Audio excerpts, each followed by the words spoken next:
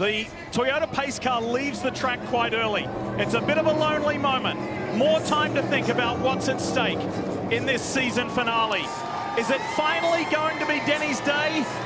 Or will there be somebody else grab this NASCAR Cup Series title? Here in Phoenix, it's championship day. Let's go!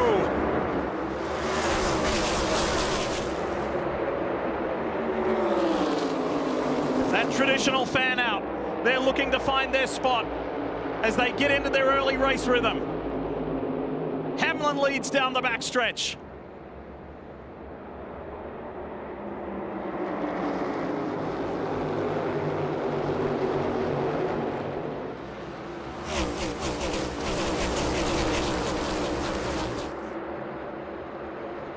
As they complete lap 1 into lap 2, finally, with everything that's gone on all weekend, all day, now it is back to the comfort zone. Business as usual. That's what these drivers do.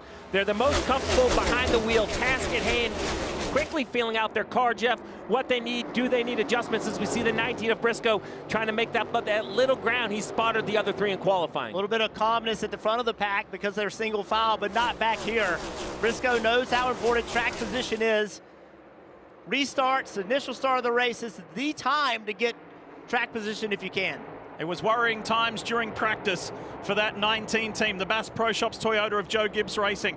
Qualifying yesterday, they weren't quite sure what they were going to have. And Chase Briscoe said, I was actually quite surprised to be 12th. I thought it might not be that good. So he knows what's at hand here and how he has to work his way forward fairly swiftly.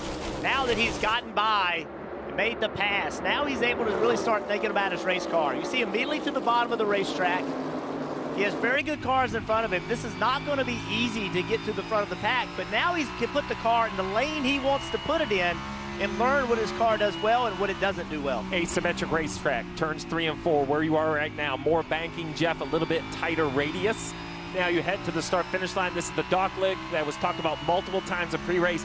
Now we're down, heading down to the 1 and 2. Flat, but wide and sweeping. Options for the drivers. Yeah, and one thing I've noticed, Steve, is not a lot of drivers are running down there on the flat. A lot of races we come here, they run all the way up against the wall at the bottom of the racetrack. But early in this race, I believe, in an effort to preserve a little bit of tire, some tire issues in practice, sidewalls failing, they're staying above that yellow line. Nobody is really going on the flat.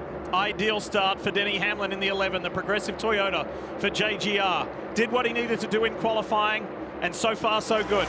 He's got just over half a second, growing closer to a second over William Byron. Good start, Austin Cindric, then Kyle Larson. First stage here, remember there are 3 stages. Points are awarded to the rest of the field, but not the championship 4. It's all about the final lap of the race. But those 60 laps in stage 1 can be run on a tank of gas. So no pit stop required under green.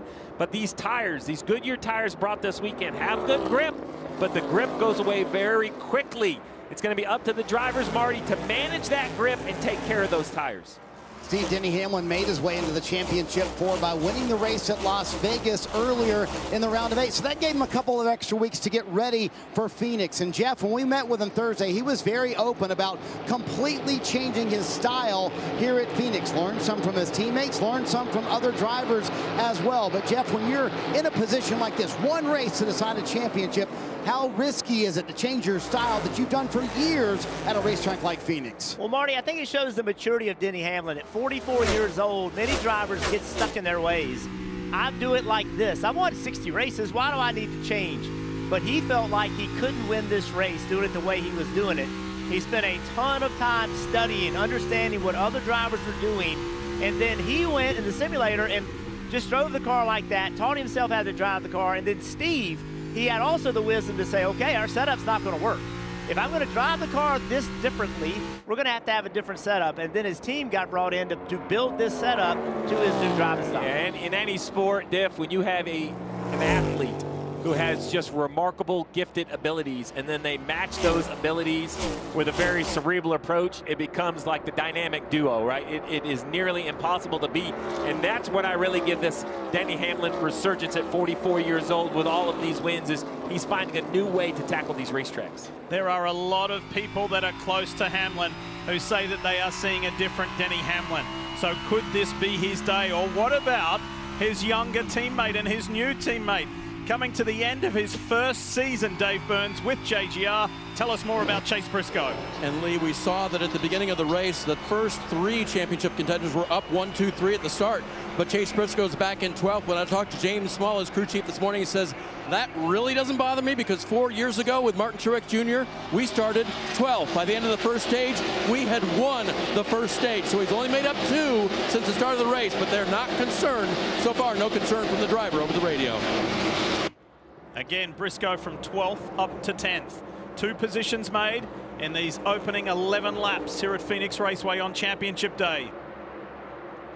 Going about it methodically as we see the most successful number in NASCAR Cup Series history, the 11, driven by Denny Hamlin for all 60 of his wins since the end of 2005. Hall of Famer Ned Jarrett, our own DJ's father, won 2 Cup Series championships in it. Hall of Famer Cale Yarborough, 3 straight Cup Series championships. And Hall of Famer DW Darrell Waltrip dominated in the early 80s in it.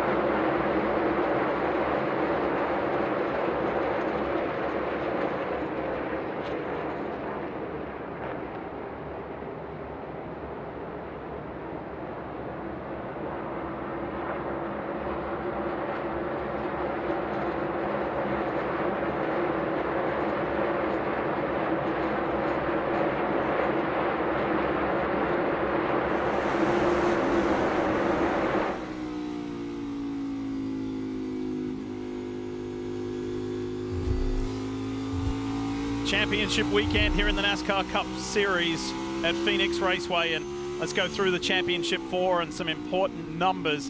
And leading the wins list, Denny Hamlin with 6. How about that? Look at Larson. How about Chase Briscoe, the qualifying king of this season? And William Byron with those laps led and leads all of the drivers. Tell us more, Kim Kuhn. Yeah, William currently running solidly in the 2nd position, consistently the fastest on the racetrack. Here was some early observations from the team to William on the radio. Larson up a lane in 1 and 2, trying to get past the 2. Not like it's there yet, but some guys trying it. And they followed that up with, you're doing great. Think long run here, long run. William checked in with the team. They said right now he is just managing his stuff. The Exalter on board takes us for a ride with William Byron. I do like the look of this 24 car. What he's able to do, put the left side tires right on the yellow line. Really not having to use a lot of racetrack. He's been a little bit faster than Hamlin the last few laps. Looks very smooth. Look at the steering wheel. Look how little movement there is in the steering wheel. No movement back to the right. Just a tiny bit right there as he crosses over the seam. So everything's pretty calm right now. Let's go to Briscoe. Briscoe's running back in 10th place. About 2.5 tenths a second off. Let's look at his steering wheel. Oh boy. See how much more movement he's got? Back of his car. Car doesn't turn very well in the middle. Wants it to rotate a little better, but he doesn't have the rear grip he's looking for either. He gets in the corner, turns. See, he's always checking that turn back to the right. That's checking the rear grip. Back of the car is not in the racetrack. So you can see why the 24 is faster than the 19. Made up those early positions, 2 early positions, but he's parked at 10th at the moment, Chase Briscoe, while the other championship 3 are in the top 4 positions. Remember, you don't have to win this race to win the title if you're part of the championship 4. You just got to be the highest finishing car out of the 4. Ryan Blaney in the 12 passing the 21 of Josh Berry, 2 drivers that were fortunate to make the playoffs this year. Blaney went deep into the playoffs. Berry had a little bit of struggle in the first round. I think coming here this weekend, when we just looked at handicapping the overall speed, everybody kind of had the 12 circled. He was so good at New Hampshire. It's a very similar style of racing, very similar, setup and tire combination. It'll be interesting to see as the day goes on how Blaney chooses to race those championship 4, because it's delicate, Diff. He's not going to just pull over and get out of the way, but you also probably have to use a little bit more caution than normally. You don't want to be part of the story and eliminate somebody's championship opportunity with a mistake. Is Kyle Busch, as we look from the Xfinity mobile of Tyler Reddick up ahead of Kyle Busch, multi-time winner here in Phoenix, 2-time Cup Series champion.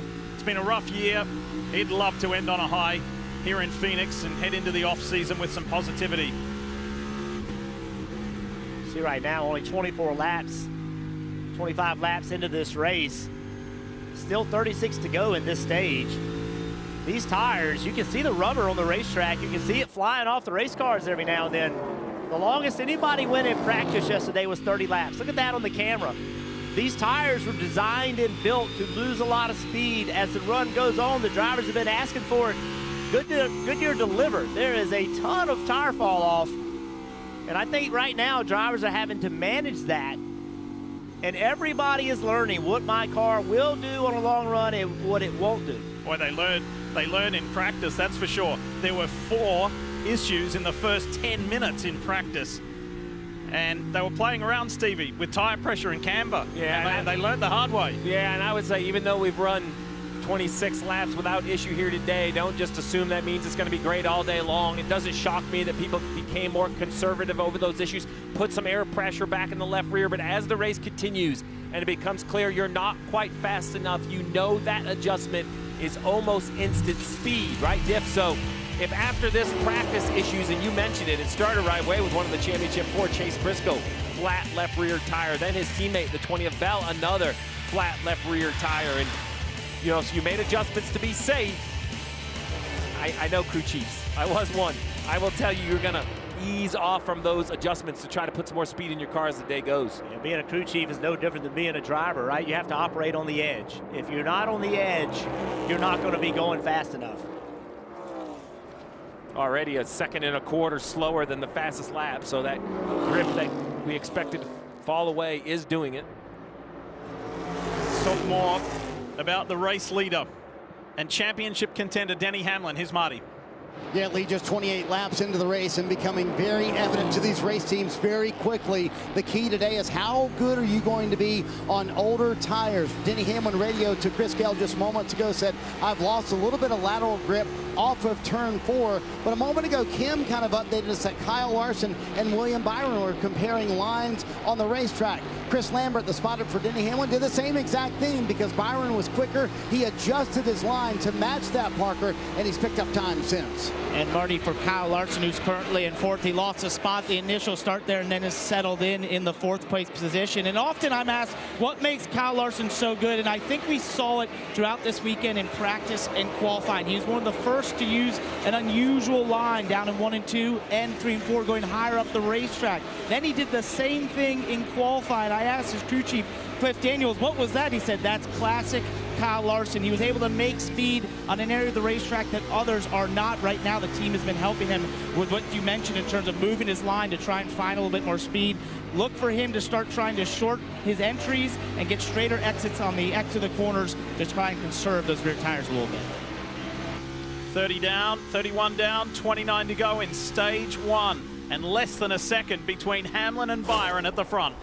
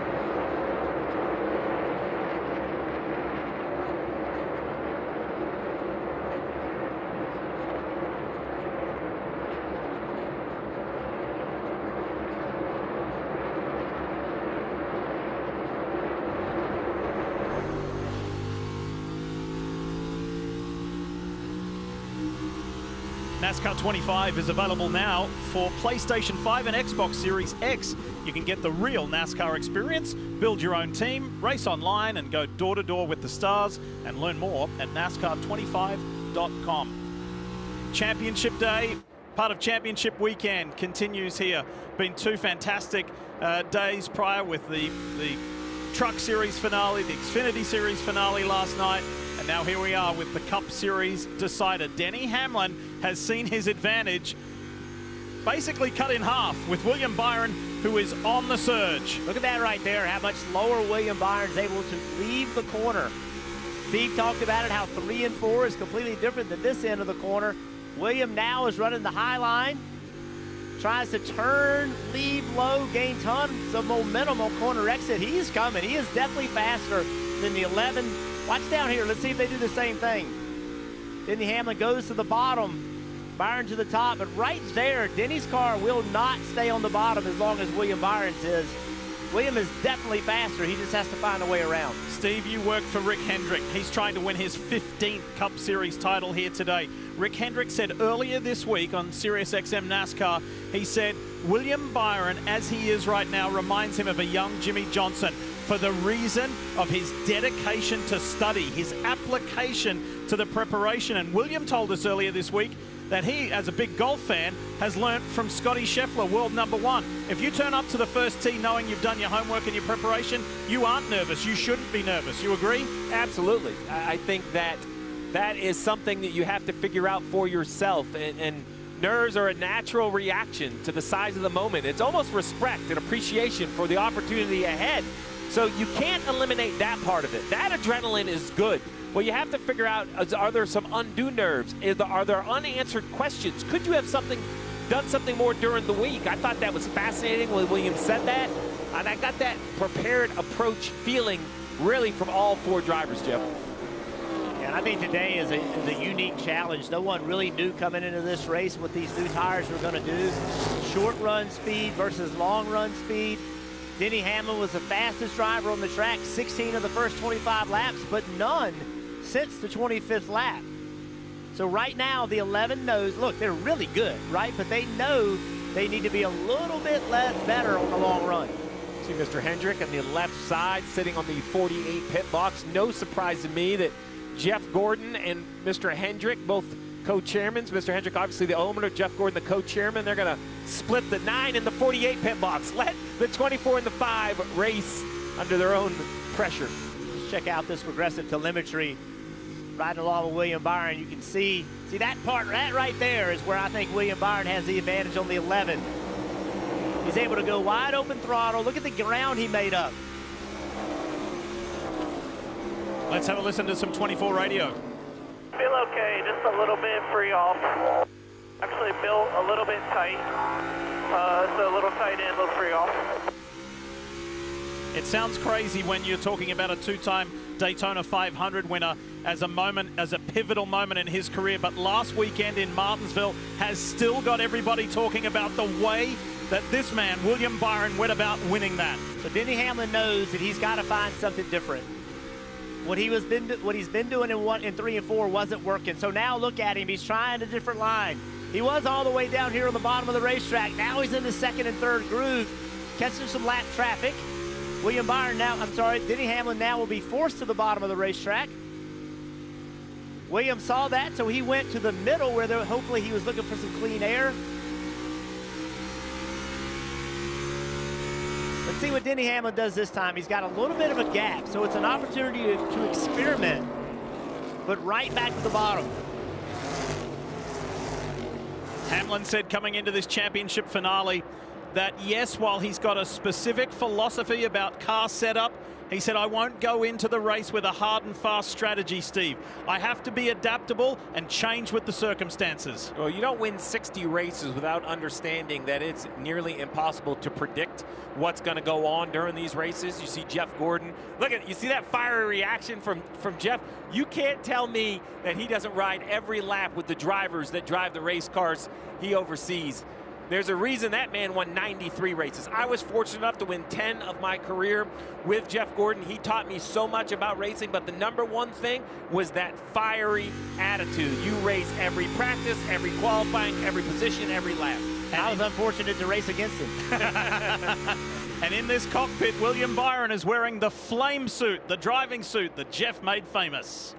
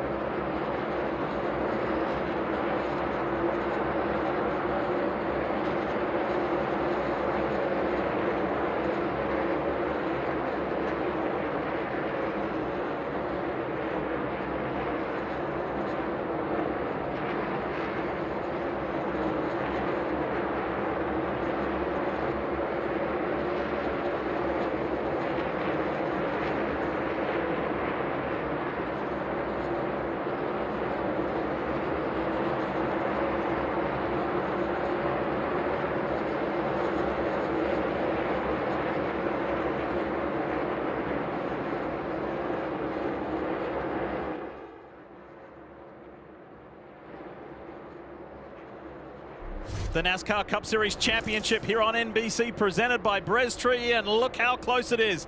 With 10 laps to go in this opening stage here in Phoenix, William Byron has reduced the deficit.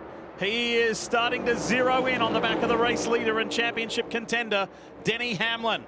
Kyle Larson has lost a spot. He's slipped back to 5th as Ryan Blaney gets through. Yeah, the handling issues for the 11, I think, could be overcome by himself, but now that he's in traffic and he loses the preferred lane or has to run a little bit shallower exit, that's where the handling advantage of the 24 really shows up. So right here, 11 to the bottom. He's going to have some trouble on exit. He's going to have the 35 on the outside. No, he'll have the clear exit, but the 24 still has momentum. Can't wait to see what William Byron does in the 24 car here. Go to the top. Yeah, there you go. I love this move. Go somewhere different. Look at that run on the outside.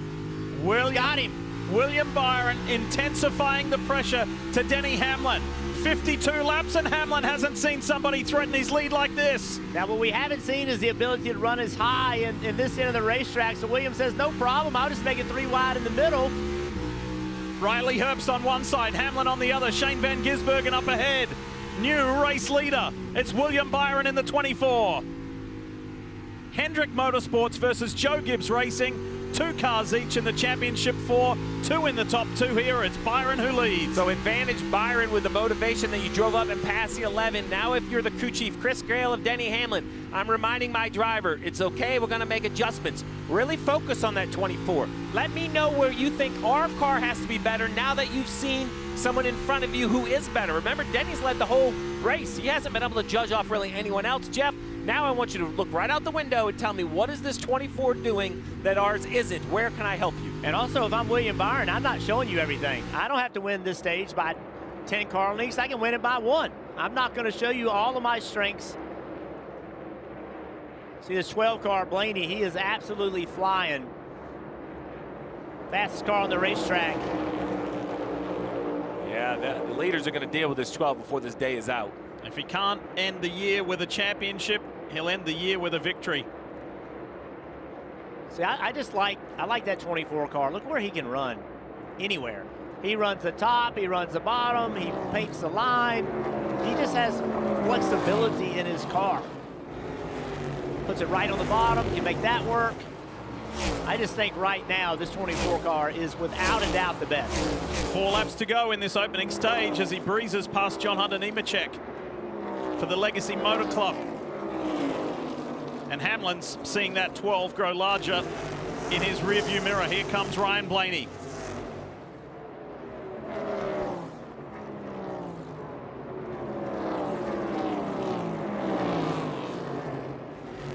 So at the conclusion of this stage, we'll do the same as you're doing at home and what the respective crew chiefs will have to do.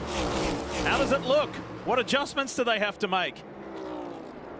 Because the longer that this stage went on, William Byron just looks stronger and stronger. Right there. The 12 car just changes direction with less effort, less tire scrub, and for that reason, he then has exit, right? We talk about being loose off, but if the car turns in the middle, you can straighten the wheel, and it helps the second half of the corner.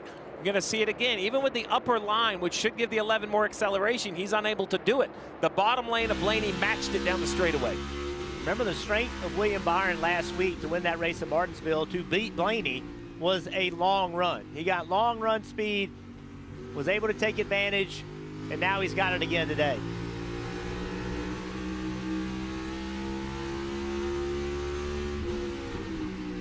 Joe Gibbs, top right box there, watches on with a lot of interest. What an amazing conversation he had in pre-race. That interview with Coach talking about his legacy, his relationship with Denny, and what it would mean to go get a championship with Denny at this point in his career. And then, Jeff, you had that question to Denny. It was such an emotional moment. I wasn't expecting it. Yeah, very emotional. Final lap of stage 1 brought to you by Credit One Bank and William Byron. He had to really chip away and work at Denny Hamlin out in front, but got by and will take this first stage.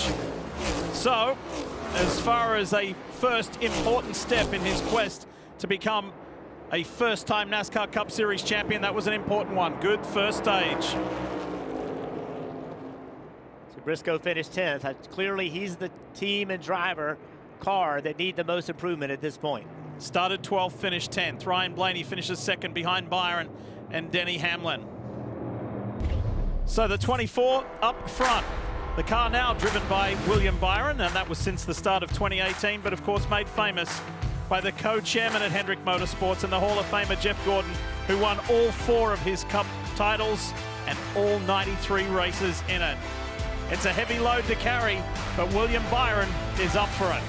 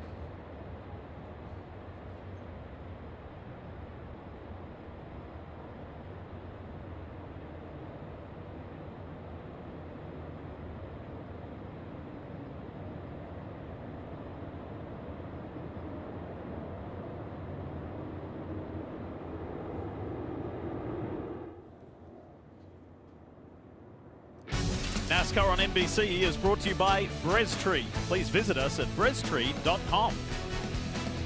And by Progressive. Save when you bundle motorcycle, RV and boat insurance. Visit progressive.com. Earlier this weekend, Chase Briscoe was awarded the 2025 Busch Light Pole Award. Briscoe won more pole positions than any other driver this year. He was the top qualifier with 7 races, including 3 straight. However, he didn't get that yesterday, and that put him back in the pack in 12th. He worked his way forward to 10th in that first stage. Pit road, obviously a crucial part of this championship race. We talk a lot about the pit stops, but sometimes it's the pit stall. This is the pit stall for the 24. Look how dark the concrete is, all the tire rubber that's been put down over the course of the weekend with the different races that's going on. Well, if we look to the right in pit stall 1 of Denny Hamlin, both in the truck and the Xfinity race, the drivers complained about not a lot of traction out of that pit stall. So look how clean the concrete is on this 11 pit stall. Chris Gabehart, competition director Chris Gale, the crew chief were both in last night with crew members after the Xfinity Series race, scraping the rubber off, literally scrubbing it with water and cleanup trucks, trying to take all the debris, all the rubber off. I mean, look at the side-by-side. This area over here is just so dark, while this right here is so clean, and you just wonder if it's going to really help just the acceleration out of that pit box 1. Tide Pit Road is about to come to life, and here they come, led by William Byron. Dave Burns, take it away. Chase Briscoe will be the first one to hit. He only made up 2 positions from 12th place starting position. He called the car really, really loose at the right rear. Also had a vibration, but he couldn't find the bottom of the track because that loose is in the right rear, Parker. And Dave for Kyle Larson, he said, I absolutely lost my right rear there, just abused it too much. They're going to loosen him up in the center of the corner so he can exit straighter. 4 tires for him, Kim. And for William Byron, he said tight in and through the middle. Got to get the wheel straight for exit. Little free exit. Overall reasonable, he said. I'm just telling you stuff to tell you, Rudy, so just a tiny air pressure adjustment on those 4 fresh tires, Marty. Kim, it's clear that Chris Gale has to go to work on the long run speed for Denny Hamlin, especially since this run in stage 2 will be even longer. Hamlin's going to need more turn, especially in turns 1 and 2, then it snaps loose off the corner as well. And Lee, we have talked about the mechanical issues for the 11. He said once again, the clutch pedal is long and we are early in this race. Good stop from the 12 team for Ryan Blaney, so too the 19 for Chase Briscoe. He needed that. He was able to leapfrog Austin Cindric and Chris Buescher. Championship 4. It is all to play for here today in Phoenix.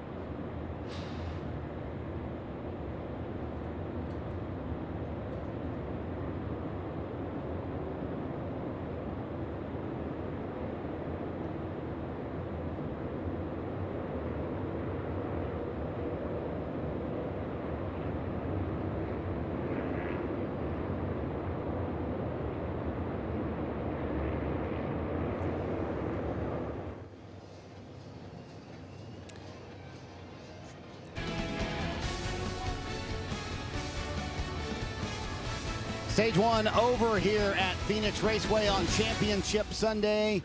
William Byron, very impressive, comes off pit road in second. Denny Hamlin led much of that stage, but fell back to third. DJ, your impressions of stage 1? Yeah, I think Denny Hamlin showed he has the speed in his car, but a little adjustment. I'm not concerned about Denny Hamlin at this point in time if they can make the right adjustment, other than the fact that you brought up about a clutch issue. Surely not again. Yeah, how about William Byron? He showed that long run strength last week at Martinsville, Brad, and clearly it's in the 24 again today. Yeah, that's been a huge adjustment because all season long it's been more short runs for this 24 car. They adjusted last week. They've got today. Denny Hamlin's usually the long run expert, so let's keep an eye on that. It's going to be interesting. And Lee, after all that, the race off pit road, Ryan Blaney up front. We kind of predicted Team Penske might be in a position to win, and Blaney's got him there to start stage 2. He did a nice job, so too did Hocevar and Briscoe. Stevie, how nerve-wracking is this clutch situation with the 11? Well, very, very nerve-wracking. Let's listen into what the driver had to say.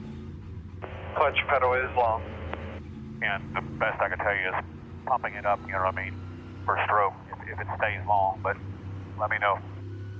So once again, you know, normally it wouldn't concern me, but this team has been plagued by mechanical gremlins, the clutch being one of them. A couple races this year, the clutch took the 11 out. We'll have to keep an eye on it. And quickly on the 12, the graphic said 2 tires. We've confirmed with Kim, it is 4 tires on the 12. Just quick work by the pit crew. Busch Light restart zone. Ryan Blaney's there, and Ryan Blaney's gone. The Menards Ford. Beautiful restart to commence stage 2. Hamlin on the inside of William Byron. Larson's in the mix. The 19's down on the low line. You've got all the championship 4 in the top half dozen positions. They always seem to find their way to the top in this race.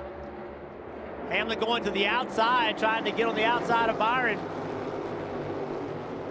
He did it. Short run speed versus long run speed. HendrickCars.com on board. Let's ride with Kyle Larson. Have a listen.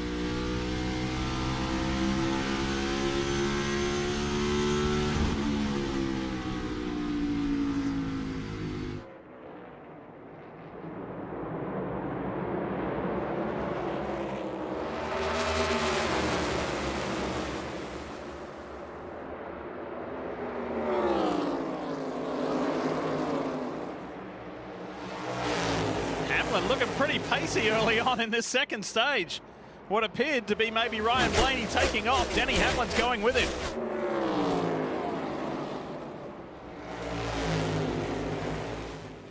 Caution, caution, caution.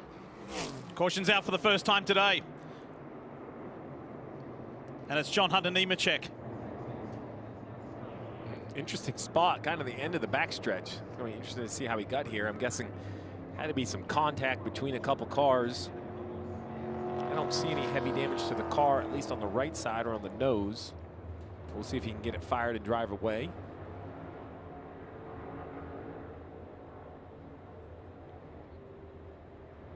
He was running back in 30th. Wasn't having a very good day. He's struggling a little bit. This isn't going to help it. No, with only 3 green flag laps on the tires, I would imagine all the leaders will just stay on the racetrack. It's a pretty interesting battle watching Blaney, Hamlin, Byron. Makes me think, is Byron trying to be patient? You know, was that long run speed, was it not all race car? Was it some of the fact that William was willing to be patient early in that first run, and he learned something? Yeah. He said, okay, let's don't push this thing too hard early. Let's go back and see what we can figure out what happened with the 42 car.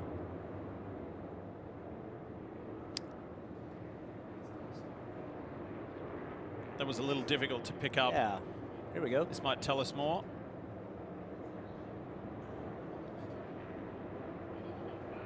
Oh. Third time lucky. Ah, there is contact there. And Nemechek's had a good year this year, more top 5s, top 10s, laps led in this year than any other season. Team Legacy Motorsports, Jimmy Johnson, the owner, 7-time champion Jimmy Johnson, knows something about success. This team is built on that this year, and they've showed improvement throughout the year. So John Hunter Nemechek is limping his way back to the tied pit road. And speaking of that, let's head there now. Let's get some updates. Parker Kligerman, kick us off. Well, Lee, for Kyle Larson, who's currently in 4th right now, there was a lot of discussion as he got to the end of the first stage about his tire wear and how he felt like he abused the right rear. But they also had some interesting comments about some of the competitors. Take a listen. Would you be able to see what Williams looked like? Because he was much better than me at the end. Yeah, we're going to find out. And we heard the 11 call out over the radio. They had one small cord on the right front also. They said their right rear did not have one. So you heard there, just comparing to his teammate there, William Byron, also compared to Denny Hamlin and some of the cording they saw on the right front, which they had as well. So that's part of the tire we talked about. Goodyear intentionally built a tire that will wear out, lose speed, and some of that is just the rubber coming off the tire. So just got going in the second stage. We're under caution. First race caution of the day. We'll reset things and get going when we come back.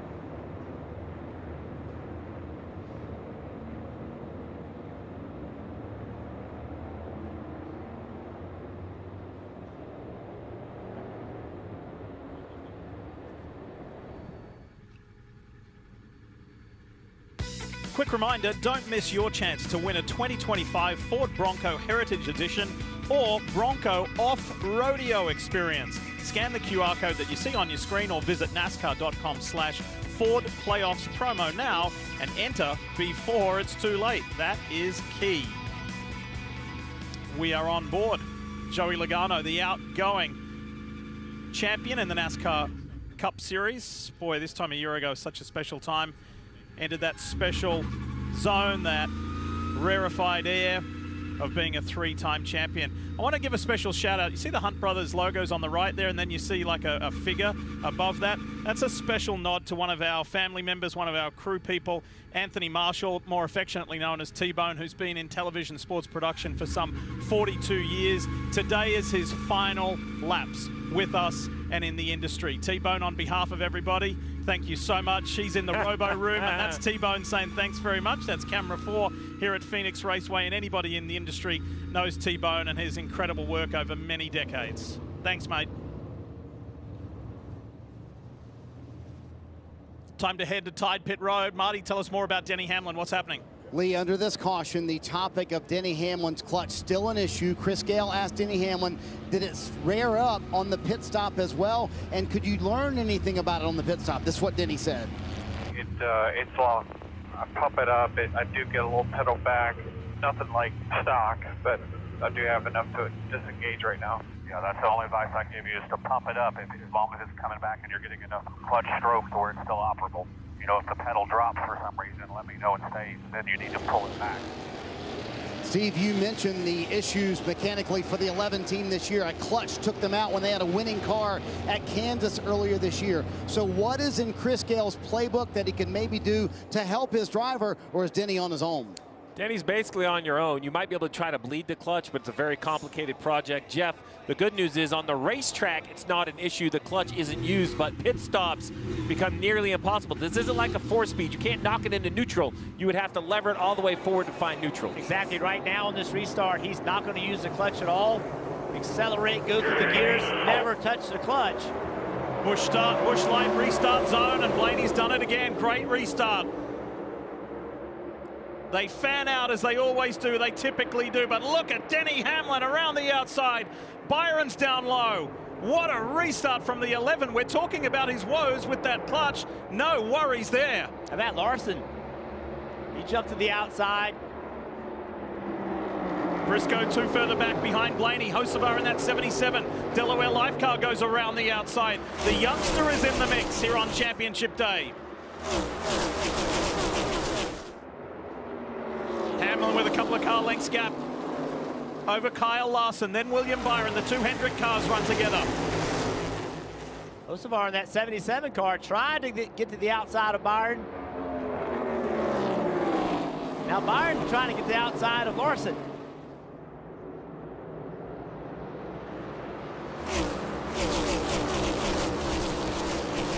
Jeff, you said it. We usually see that, I call it the ball field or the flat area of the dogleg, used a lot more early in these runs, but the leaders are definitely avoiding it. I think that's by choice.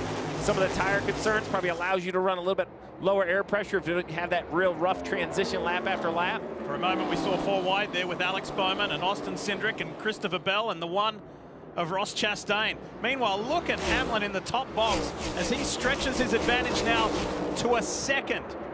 It didn't quite get to that with William Byron earlier on, so Hamlin boasts his biggest lead of the day. And if unlike stage 1 that was only 60 laps, the much longer 125 lap stage 2 will require a pit stop. If something happens, you can do it under yellow, but if not, it will definitely be under green as we ride on board with Reddick and the Xfinity Mobile onboard camera. It's crazy back here. Every single week we see the madness of being back mid-pack, how wild it is. Denny Hamlin, this is something you never see. Denny Hamlin is over a half a second faster than second and third place. That tells me that what Denny Hamlin is doing, he is learning and pushing his race car. He wants to know what it will and will not do. These two guys, they aren't doing that. They are thinking long run speed. They're thinking if I push too hard, it's going to hurt my long run speed. And Denny has said, to heck with it. I'm going to go and just push my car as hard as I can. Well, half the option is save tire half speed late, or, Jeff, get a big gap. Get a big lead and let him try to chase you down. Denny Hamlin told us earlier this week that he studied his teammate Christopher Bell, who's a multi-time winner here in Phoenix. He wanted to know what made Bell so good here and how Bell drove the car. And Denny in the sim made changes to how he would have to drive and almost relearn how to drive Phoenix Raceway. He said it's either going to work or it's not. I'm up for that change. I'm willing to do it. Well, that change is working now to the tune of almost a 2-second advantage over Kyle Larson. He's going for it on board. Bush light on board. Ross Chastain. You see some very close racing right there between Bell and Cindric. Chastain going to go 3 wide bottom. That made Jeff jump. Yeah, Jeff. You okay? We've talked a lot about the Championship 4. Remember, Chastain really, when you look at Phoenix specifically, is the only non-Championship 4 race winner when he won here a few years ago. An impressive drive out of the 1. And then you look at the 77 of Hocevar running 5th. Jeff, you know, we make a lot of Hocevar because he does find some ways to get himself in the news. But man, he has a lot of raw speed in that car. Yeah, he certainly does. His crew chief, Luke Lambert, I think this offseason it'll be important for that team just to get together and kind of like refocus. What's our goal on us every single week? And one of those things has to be get to the finish of the races. Oh, you see Josh Berry there in that red and white. Dex imaging for the Wood brothers. There's the 21 up high. He's right behind Austin Cindric. He got a little out of shape there. Good catch. Chase Elliott on the inside in the Napa 9.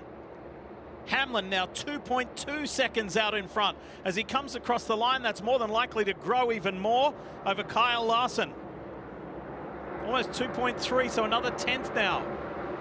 So he's taking option B, Steve. Not being conservative, he's going for it. I like it, and I like what Jeff was saying. You know, he's also pushing and learning. We heard a few reports from pit road about some tire wear, maybe a few cords. It didn't sound like anything too urgent from all the radios I was reading. So this rate, you know, this stage, if done correctly, you break it up a little bit more in the middle. You actually shouldn't run as long on a set of tires here as you did stage 1. He's been the fastest car every lap since the restart. Here's the McDonald's 23 of Bubba Wallace, the Brickyard 400 winner, and featured so heavily in these playoffs.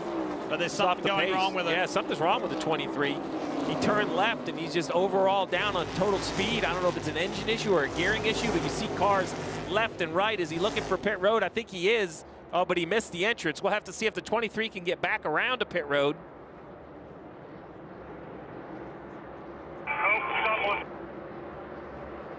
Didn't quite pick up that radio.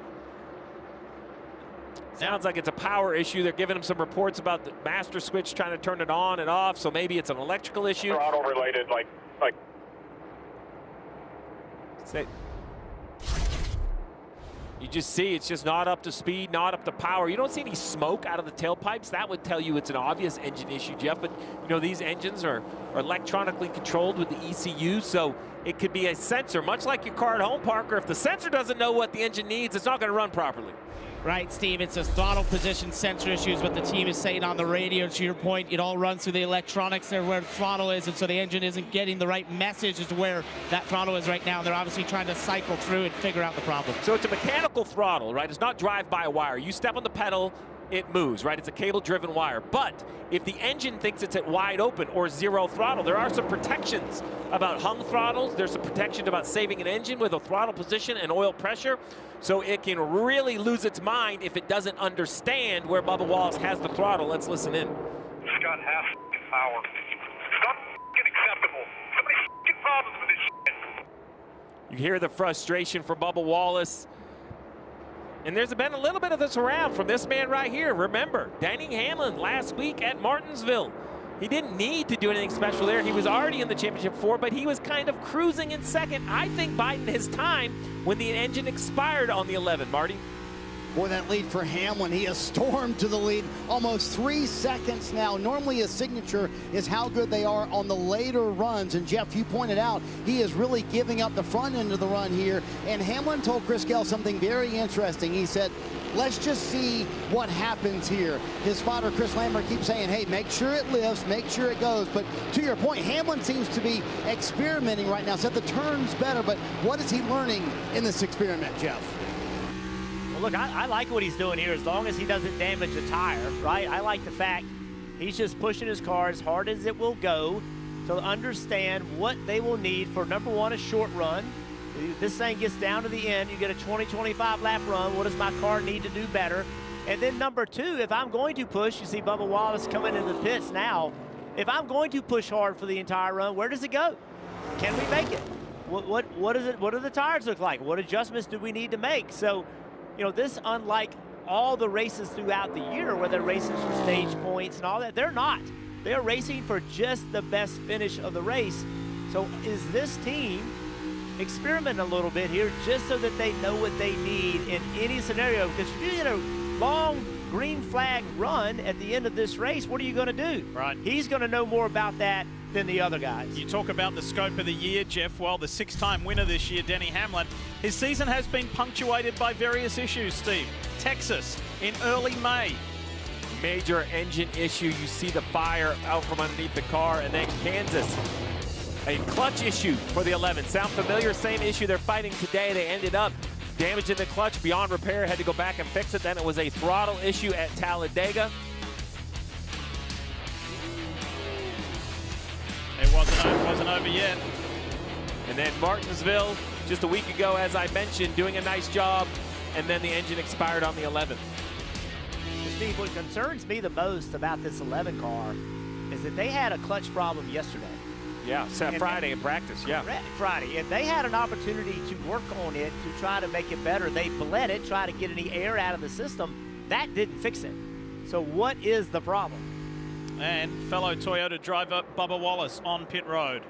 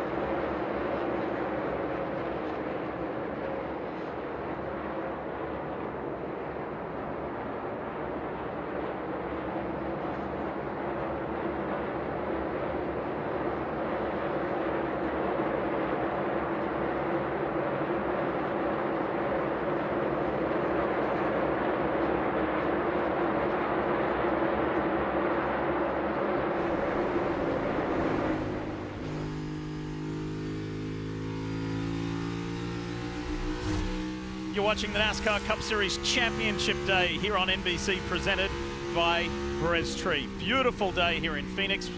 Lee Diffie, Jeff Burton, Steve Letarte with you, the whole gang. And Daniel Suarez, look at this car. I want to tell you about Freeway Insurance, because we're excited to welcome them as a premier partner of the 2026 NASCAR Cup Series and the official Choose Rule sponsor. Because in racing, as in life, every choice defines the journey. Freeway proudly celebrates the fans, the sport, and the spirit of America. Together, we're empowering drivers everywhere to make the smart choice with Freeway Insurance. Daniel Suarez, who's been a Freeway Insurance ambassador with Trackhouse Racing, he's coming to the end of his 5th full season with Trackhouse. He's off to Spire next year, and look at this. Team giving him a beautiful send-off with an awesome car with the big decal saying, "Thank you, Daniel." So wishing him well, as we've got trouble with his teammate at Trackhouse, Shane Van Gisbergen. Oh, man. See some smoke out the back. I can't tell if it's engine or tire. Right sides look up as the left rear. No grip, and then it just spun on me. No, there you have it. Said it spun out. Uh-oh, one of the championship 4. Chase Briscoe. Bring it to us, bring it to us. Tell us more, Dave. Tire down. He radioed that just as the caution was coming out for Van Gisbergen, but you can see it's the right rear.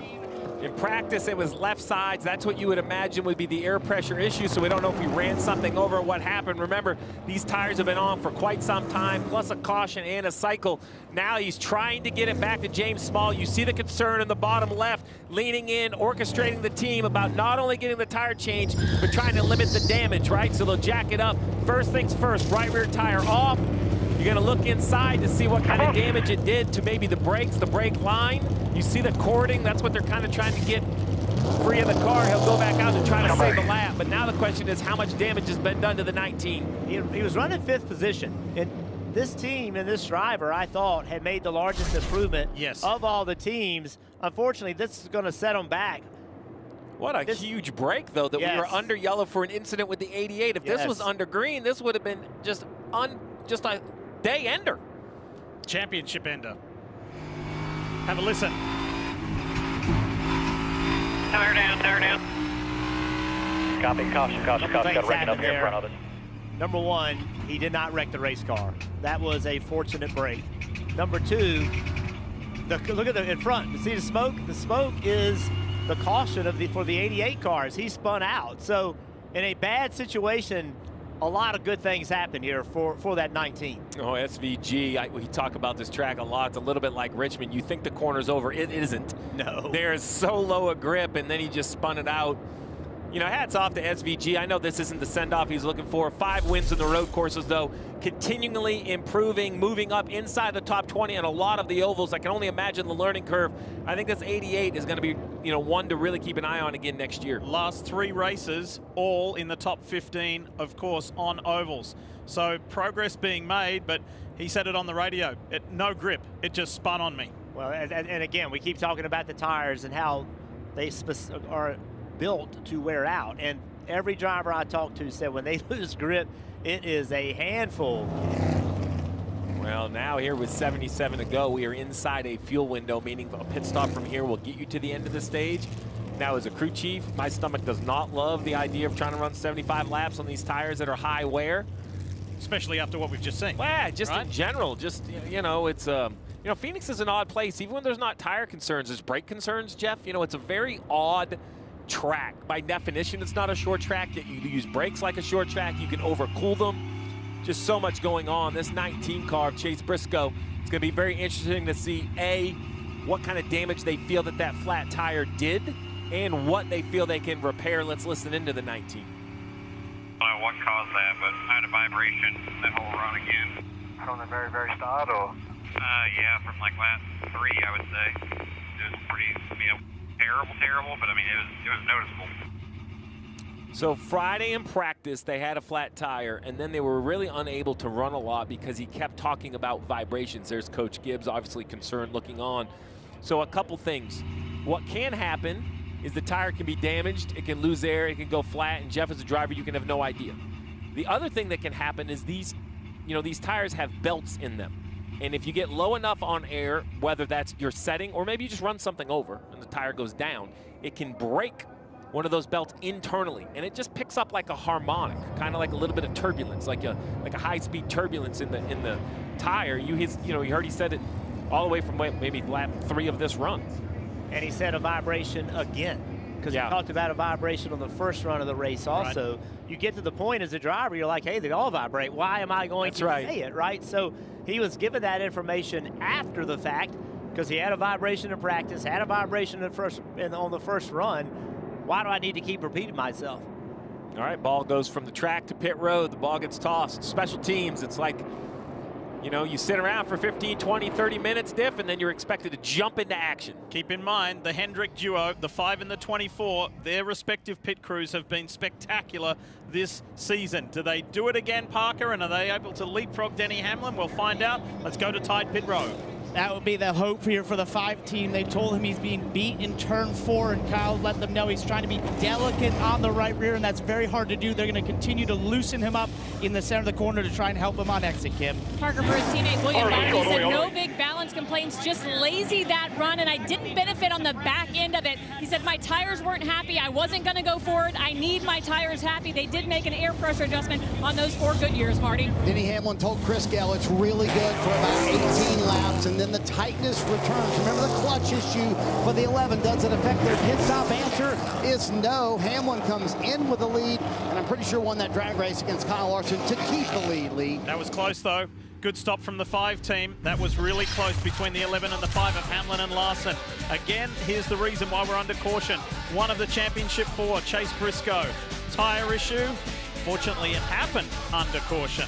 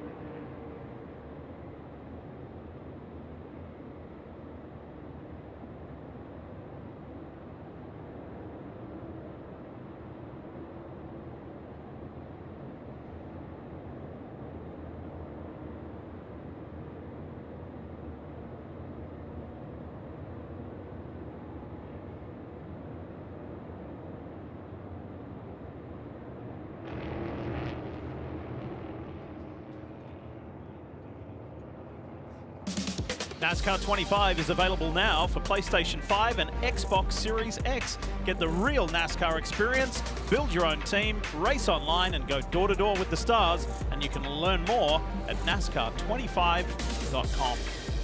Look at this day we're being treated to here in Phoenix. We're about half an hour southwest of downtown Phoenix, Arizona, here at Phoenix Raceway.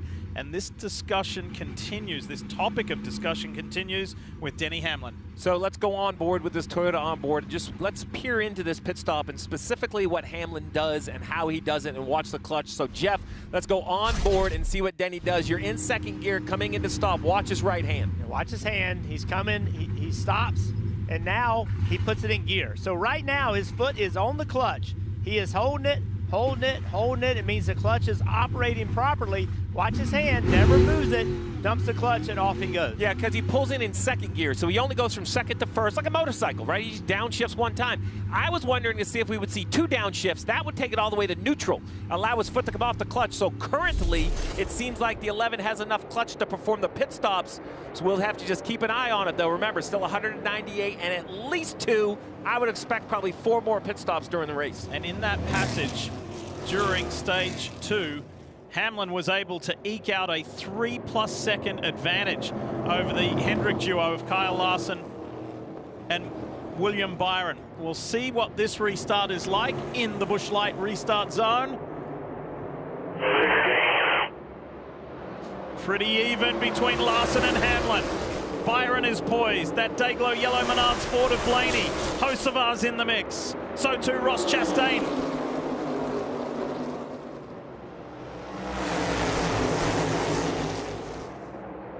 And as nerve-wracking as the day is for these Championship 4, the last place you want to be is 7 rows back in that mix, right? You want to stay up front, stay out of the quagmire. Yeah, remember, Briscoe's back at 32nd after his issues. Tell you who is quietly sneaking his way forward. Keep your eye on that bright yellow and black DeWalt Toyota, the 20 for Joe Gibbs Racing and Christopher Bell. There he is right there. Multi-time winner here in Phoenix. Bell is making his way forward.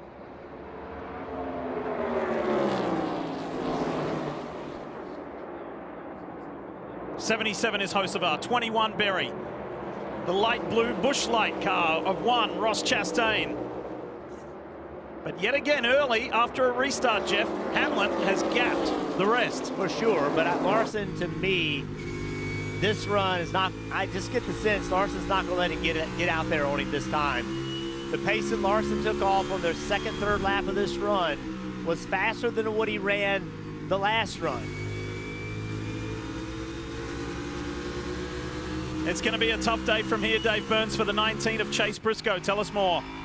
Yeah, you heard Jeff talk about it. He restarted in 32nd position. That's because they came down to pit road twice. The first time was to change 4 tires. Second time, he went back out and said there was a vibration. So they came back in, tightened everything, and after they went green, listen to what he said. Vibration is still there. Is it good? Terrible. Like shaking the wheel through the corner and all kinds of stuff. So something really big happening, and he's way back in the pack already, guys. Yeah, he is off the pace. And he is nowhere near the back of the pack. Look, still don't see him, still don't see him, still don't see him. There he is. Did you pick up that radio? Did he say something's bent? Yeah, I think something is amiss on this car. We thought it was maybe just a tire pressure issue. They obviously made mechanical adjustments, but something is you know, the car shouldn't vibrate consistently at all the different speeds. So the 19 out of Joe Gibbs Racing, it appears a mechanical issue. We'll keep an eye on it. He's fighting vibrations. The 11 of Denny Hamlin continuing to lead 94 laps today, but battling a clutch issue. Marty, what are you hearing? Well, Steve, that was a terrific onboard look with Denny Hamlin a moment ago about that pit stop. And Denny Hamlin was not 50 feet off of pit road and had this to say to Chris Gale. Golly, the clutch, dude, it shoots me out like it's right on the edge of engaging, disengaging, because now from the bottom out point, if I let the quarter out, it's engaging, so it's not far from not engaging. At this point, let's just don't mess with the pedal anymore, just in case we only have so many uses of it. Let's just don't get ourselves to where we run out. Boy, there's a lot there, Steve, that sends off alarm bells for this 11 team. Number one, Chris Gale saying, hey, don't engage the clutch. Use it as minimal amount that you can, because we may only have so many uses. And then he came on the radio after that, Steve, and said, listen, you cannot cool the car under caution. That's out for the rest of the day. So Denny Hamlin will not be able to cool the car under caution. And Steve, you want your driver to be able to do that so the engine's ready for that restart. Yeah, so a lot to unpack. Let's just remind everybody, the clutch systems on these NASCAR vehicles, it's a hydraulic system. It's not a mechanical clutch, it's a hydraulic clutch. So when he says the clutch pedal is long and has some sort of hydraulic issue, Jeff, you mentioned it, they blended after practice, got air out thinking that resolved it, but something else is allowing air back into the system, because here it is again. So instead of pumping it up like you would brakes, now he's advising his driver, hey, you know, if it slips at all, it's going to burn the clutch discs out of this thing. We might only have 4 or 5 good uses, so you can't cool the car. I don't want you to use it extra. I don't love anything about what I'm hearing out of this 11. The thing that concerns me the most is Denny Hamlin said when he barely comes off the clutch, it engages it, right? Which what that tells me is he pushes the clutch all the way to the floor, gets it to work. When he just barely comes off of it, the car starts to roll. So if it gets any worse at all, when he pushes the pedal, will it engage the clutch? Because he's already at the end of the pedal to get it to engage. So as the clutch gets hotter, they tend to not work as well. Things can go, hardly anything works better at the end of the race than it does at the beginning of the race. Added heat, added uses. Are they at the end of the usage of this clutch? We just don't know. But I do not like that he only has just a tiny bit of clutch that's engaging. 2 totally different issues, but this has a similar feel to me of Kansas when he had the power steering issue, and he very nearly won that race. Here he is again, juggling with a different issue, but again, it's driving at the front with adversity. Toyota driver update. Obviously, Hamlin is the lead. I spoke about Christopher Bell earlier. Bell has worked his way forward to 7th. I said I thought Larson wasn't going to let him get away. Well, I was wrong. 2.2 seconds. It is 0.3 of a second a lap. Look at the rubber flying off that car. Yeah, Larson's not letting him. He just has no option. This 11 car is shot out of a cannon. This is the longest run we've had, is 61 laps. When we started this, they were going to have to go about 70 laps. Remember, the 24 was better than the 11 at the end of that long run. Let's see if this thing goes green, if it's changed any. Because that long run involves the next 57 laps. That's how many is left in stage 2.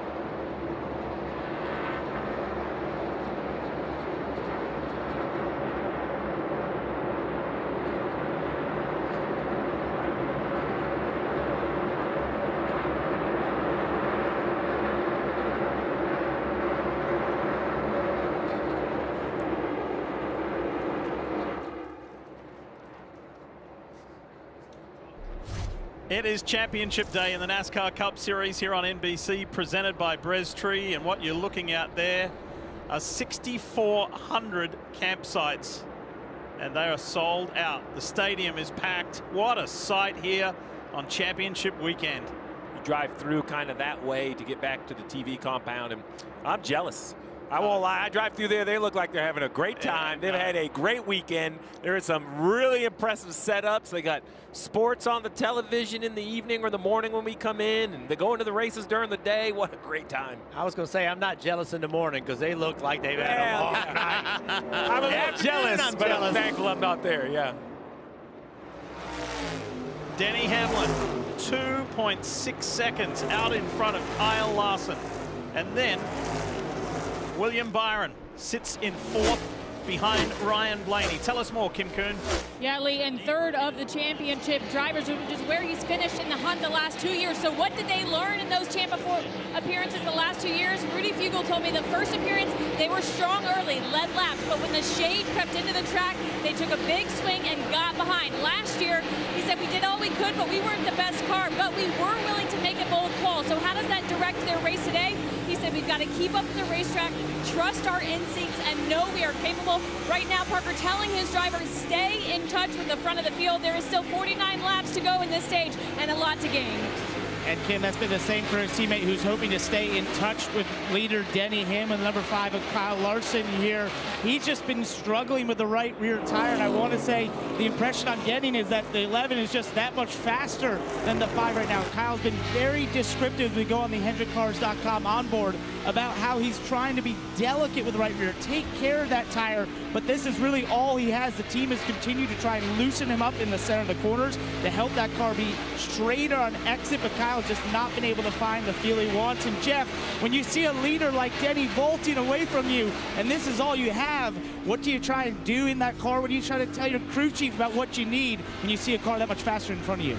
Well, Parker, I think that's the key. I think communicating to my crew chief and the team, hey guys, here's where I am slower than he is. Here's what I'm struggling with. We cannot do anything to control his car, right? Nothing we can do about that, but we can our car. And where is the speed? How is he able to drive this much faster than me? And you just got to communicate. Team's got to go to work.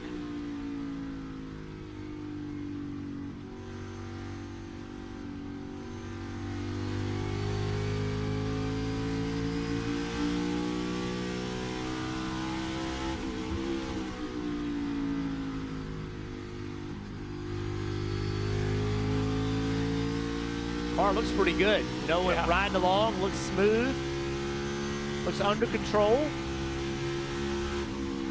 Watch his hand movement, or turns in the corner. You know, Jeff, what I will add to this conversation is the other thing you have to do is you can only improve the balance so far, and you can't, you know, swing for the fences and take yourself completely out of it.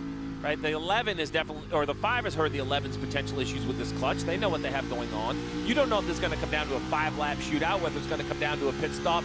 Like, you can't panic and start making adjustments just because you think it's your only chance. In every championship battle along every sport, Steve, when teams have to get out of what they do best, that's when they get in trouble, right? You get behind, you start football, you start throwing passes you don't normally do, throw an interception. And racing, the same thing happens, is you now look at your competition and you're just better. Like, we got to find something and do something different. And it is very difficult to understand what changes to make, not only from in the car, but outside the car. Let's jump away from the championship four just for a moment. Let's talk about Ryan Blaney. Kim, a guy who could so easily have been in this conversation today of the championship four after that run last weekend in Martinsville from 31st to 1st, ultimately finished runner-up. But this guy here, he sits third at the moment.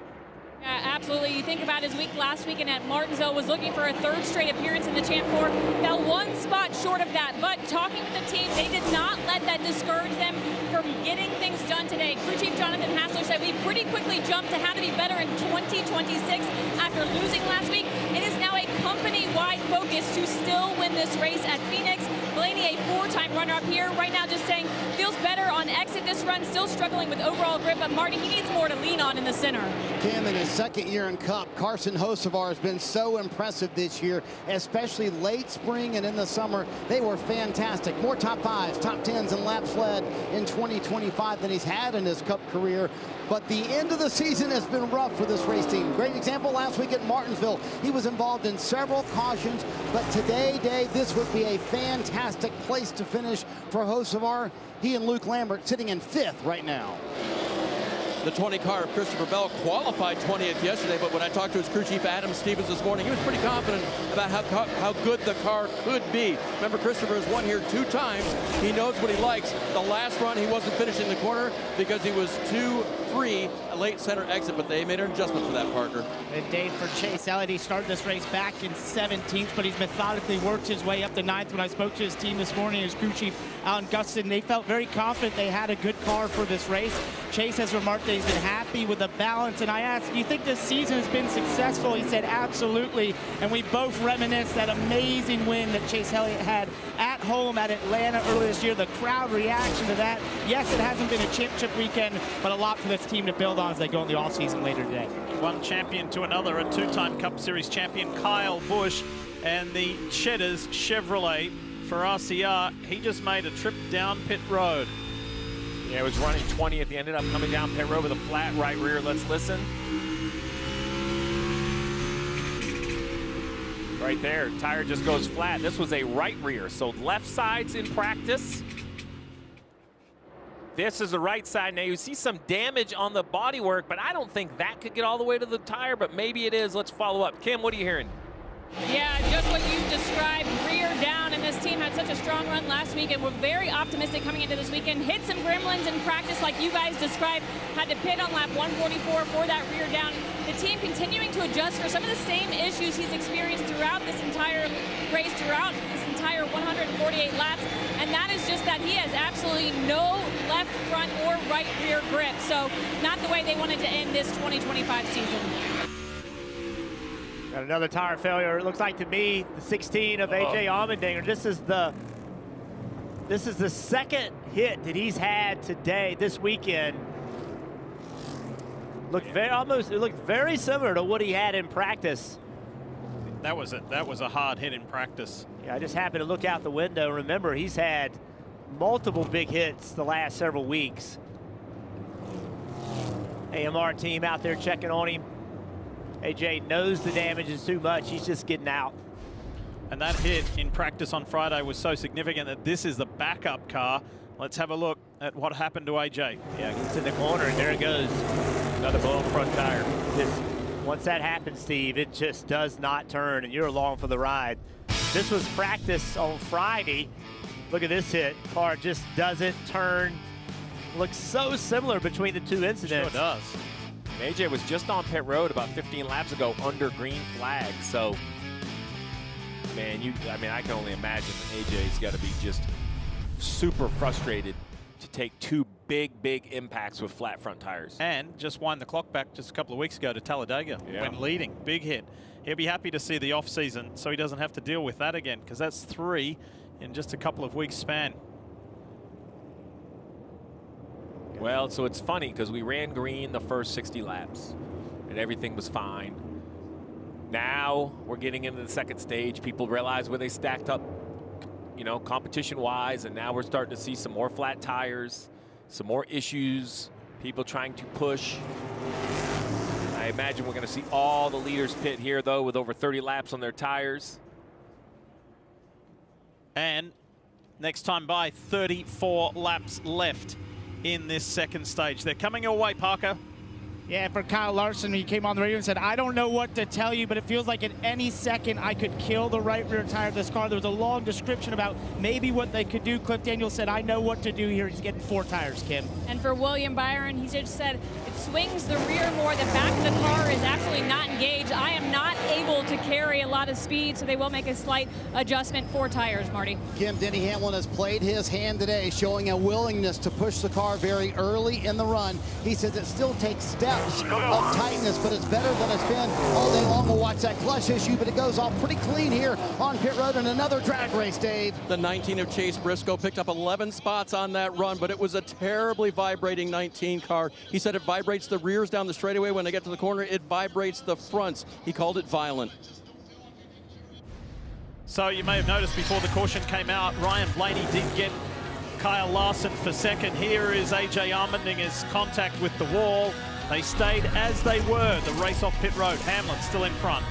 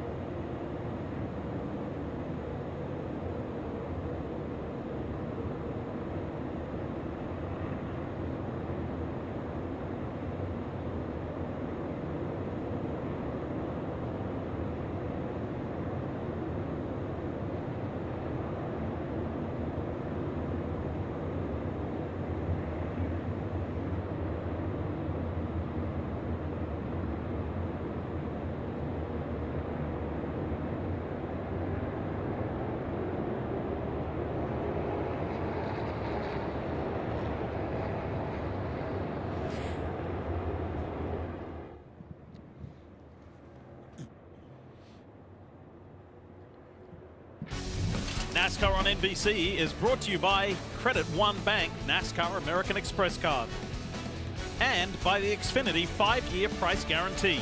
One internet price, 5 years guaranteed. Bass Pro Shops on board for Chase Briscoe. Made a dramatic leap on Tide Pit Road on that last stop. He's now back up into the teens. Here is the 2025 Toyota GR Supra, the official pace car for the NASCAR Cup Series and this championship finale.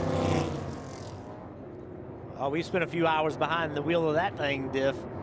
Well, Steve and I have to say thank you to you because you've treated us again for 14 races in a row. We made it, Diff. We made it. it 14 weeks of pace car rides. I always sit on the left, by the way, so I'm not the impact person. Yeah, yeah. I can tell you, I'm not riding with you two. Well, let's talk more about that 19 we were riding along with. Tell us more, Dave, about Briscoe. Lee, when Briscoe was one of the first ones to have trouble on Friday, he didn't seem concerned. He just got a pep talk from James Small, his crew chief. Listen.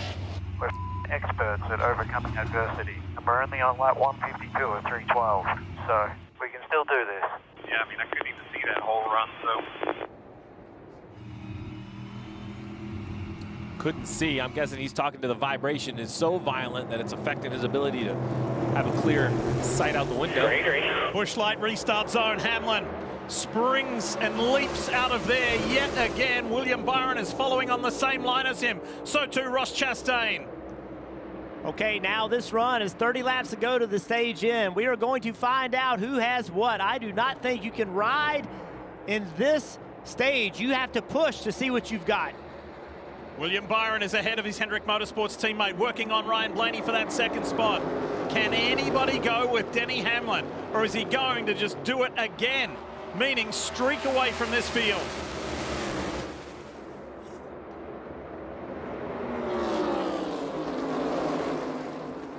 Christopher Bell continues his forward progress. There's the Ally Chevy of Alex Bowman. He's starting to come up into the mix as well. And here is the Bass Pro Shops Toyota of Chase Briscoe. Just got told by his crew chief, James Small, we are experts at overcoming adversity. We've done it so many times this year, and almost tags the back of the 48. That was close. At 21, Barry just kind of overdrove the corner and shot up the racetrack. That presented an opportunity to shoot the middle, and things got wild there for a second. Well, Jeff, if you had any question, Denny Hamlin, fastest lap of the race at lap 157. 1 lap ago, a 27.60, a tenth and a half better than Blaney in second. Ryan Blaney's doing his best not to let that 11 disappear. Meanwhile, the 19 of Chase Briscoe draws alongside Alex Bowman. He's got Logano immediately ahead. Elliott, there was a slight bump there between Logano and Elliott.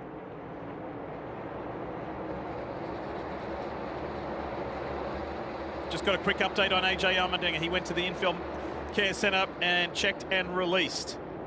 But tough way to end his 2025 season. And that's what all of these other drivers are trying to do, right, is end on a high note. We've talked so much about the championship, but we saw that battle with Briscoe back there, right? Logano, Bowman, Berry, Gregson, Buescher. So Blaney's able to keep pace right here, but Byron and Larson are not. They're about 0.2 seconds slower than this 11 car. Not supposed to go that fast at 44, Steve. Well, and to your point, we hadn't seen Blaney in clean air really be able to attack, so there's definitely speed in that 12 to keep up. But remember, he's not part of the championship 4. As much as Hamlin wants to win the race, if he gets beat by the 12 and only the 12, he's still going to have an enormous smile at the end of the day. Well, that's a good point that you bring up, because his teammate at Joe Gibbs Racing, Chase Briscoe, just said, hey, got told we are experts at overcoming adversity. 3 wide, and Briscoe's on the inside of Logano and Elliott. Well, that theme runs true for the race leader, Denny Hamlin. Think about this year, everything that he's had on his mind, and look at this angry little bunch here. That right there was a championship 4 move. The 19 went in there 3 wide and just slid the other 2. And Logano and Elliott didn't like it, Jeff, but you almost saw him say, yep, we've both been there. We're champions. We know what we're trying to. We're gonna cut you some break right here. We're gonna know that that's not how you normally race us, but on this one week, you get a free pass. We're gonna let that slide job happen. How about this restart by Briscoe? He's picked up 5 spots. He is running 8th position. Wasn't that long ago we showed how far back he was in the mid-30s. A good drive to mid-pack, a great pit stop, and a great restart, and they are in the game.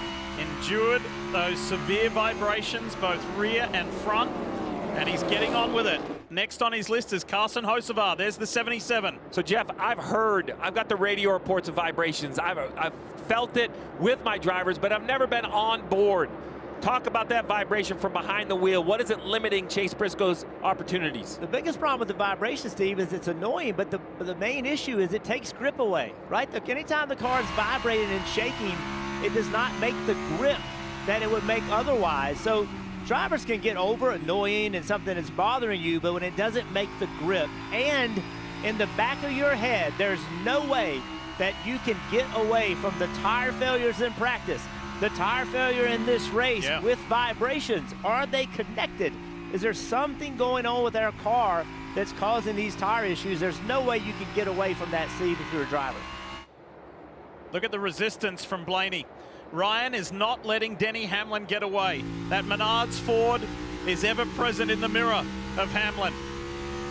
I love this quote. They asked him and Logano what it would be like to win this weekend, and they both obviously want to win, but you can hear it in their voices how disappointed they were to not be part of this championship before. Remember, Penske has won the last 3 championships, alternating Logano, Blaney, Logano.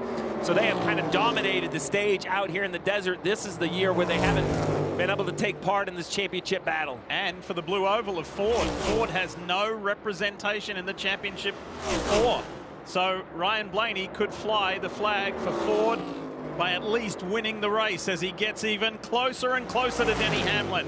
19 laps left to go in stage 2. Blaney's going to be respectful, but at the same time, he wants to win this race. You know, he's not a driver that doesn't respect that these guys are racing for a championship, but winning a cup race is a special thing. It's very hard to do. He'll make this pass, and he'll do everything he can to make it clean. But he will, if he can, he will certainly make it. Be a nice way to head off into the off-season. He and his wife are expecting the birth of their first child in a couple of weeks. And if you could win the last race of the season, that'd be a nice way to head off. Well, and I mentioned that Chastain has won one of these championship races outside the championship 4. Well, it was the Blaney champion year. Yeah. So if anyone knows that a non-championship 4 can win it, Blaney knows, because he watched Chastain to the line that week. Pretty interesting. Right there, it switched.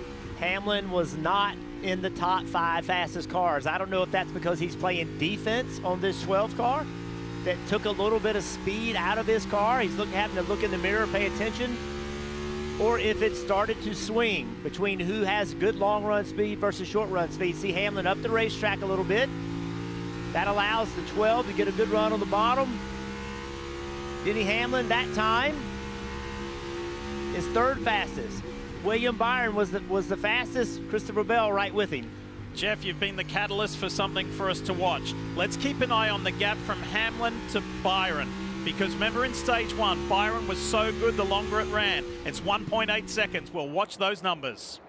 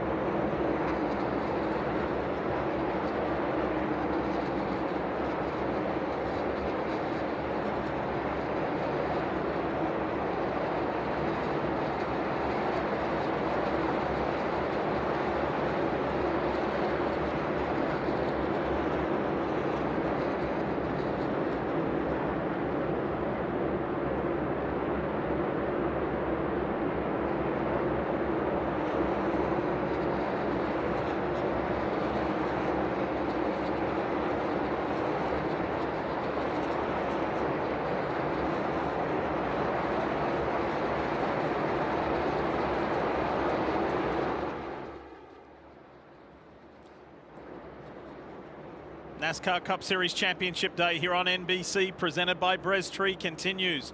Beautiful day here in the desert. Will it be the perfect day for Denny Hamlin?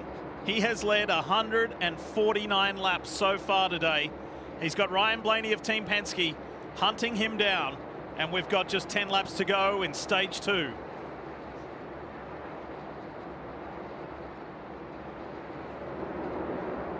There's a nagging clutch issue aboard the 11. Is it going to be significant enough to prevent him from winning this championship? Because so far today, he's been the class of this field and of the championship 4. William Byron is the only one of the 4 who has led laps other than Hamlin. And the man in the bright yellow Menards Ford right there, Ryan Blaney, he's led 14 laps. It's been Denny's day so far. William Byron has been kind of matching the speed of these two, but he's doing it from almost 2 seconds back. So Steve, right now, you see this Blaney run right here, right now as a crew chief. What are you thinking about? Like, how in the world are you going to try to get your car to take off with the speed that the 11 has if you're William Byron, Larson, and Briscoe? Well, and that's really what they have to decide, right? Are they starting with a balance issue? If not, if it's not a balance issue, it's just a grip issue. We keep talking about tire failures. Is there any more room to go down on air pressure to add overall grip? You have to be careful to not take yourself out of the race trying to, close in on that last run. But now that you see Blaney up here, I will admit, it sounds silly, but if you're Byron, I now have hope that the 11 isn't magical on its own. Well, if Blaney could do it, why can't we? That would probably motivate me to be a little bit more aggressive with my changes. You know, what's amazing is we sit up here, and we've done it for 11 years, Steve, and we hear drivers talk about kind of the same thing. The guy running first and the guy running 10th, they all say, I'm loose on entry, tight in the middle, loose off, but somebody can do it better and faster than the other one. Overall grip is what makes short run speed, and clearly these two cars have the best overall grip. Problem for Austin Dillon. Yeah, flat right front on the 3. Fortunately, doesn't look like there was wall contact. That's right on pit road entry, I believe. I think that's the exit of 2. Do I have him in the right spot? Yep, there you go. Exit of 2, there's your pit road entry. And that's unfortunate. Only 5 laps to go before the end of this stage. Now, everything I just said about making adjustments, then I just got nervous again. Yeah. Another flat tire, now I'm calling my tire guy back over. You know what? Let's put that half a pound back in the tire. We have to make sure we're around at the end. Through the shadows one more time from here. 4 to go in stage 2. Hamlin and Blaney. And that gap from Hamlin to Byron, I mentioned that earlier. Let's watch William Byron's progress. It's pretty stable. It goes 1.8, 1.9, 2 seconds, back to 1.8. It's remained fairly consistent between the 11 and the 24. The top 2 championship 4 cars. I think clearly the 24 has the best long run speed. The question is, as far as Denny Hamlin's able to get back out in front of him, will Byron have the type of race he needs? Caution, he's sitting backwards up top. Problems here for Ty Dillon. So we saw his older brother have that front right issue. Now it's the 10's turn. Right rear. Right rear is flat. I see some damage around. Not sure which came first. It looks like there's a little damage on the wheel as well. And with 3 to go, I will imagine this is going to end the stage.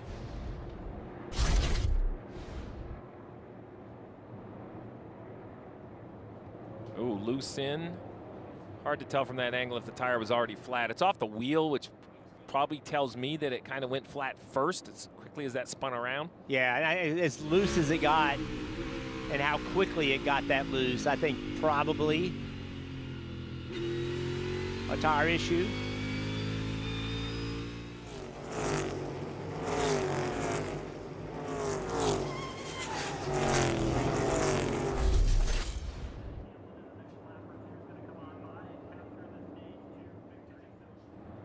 So right at the end of stage 2, problems for the Dillon brothers. 2 separate incidents.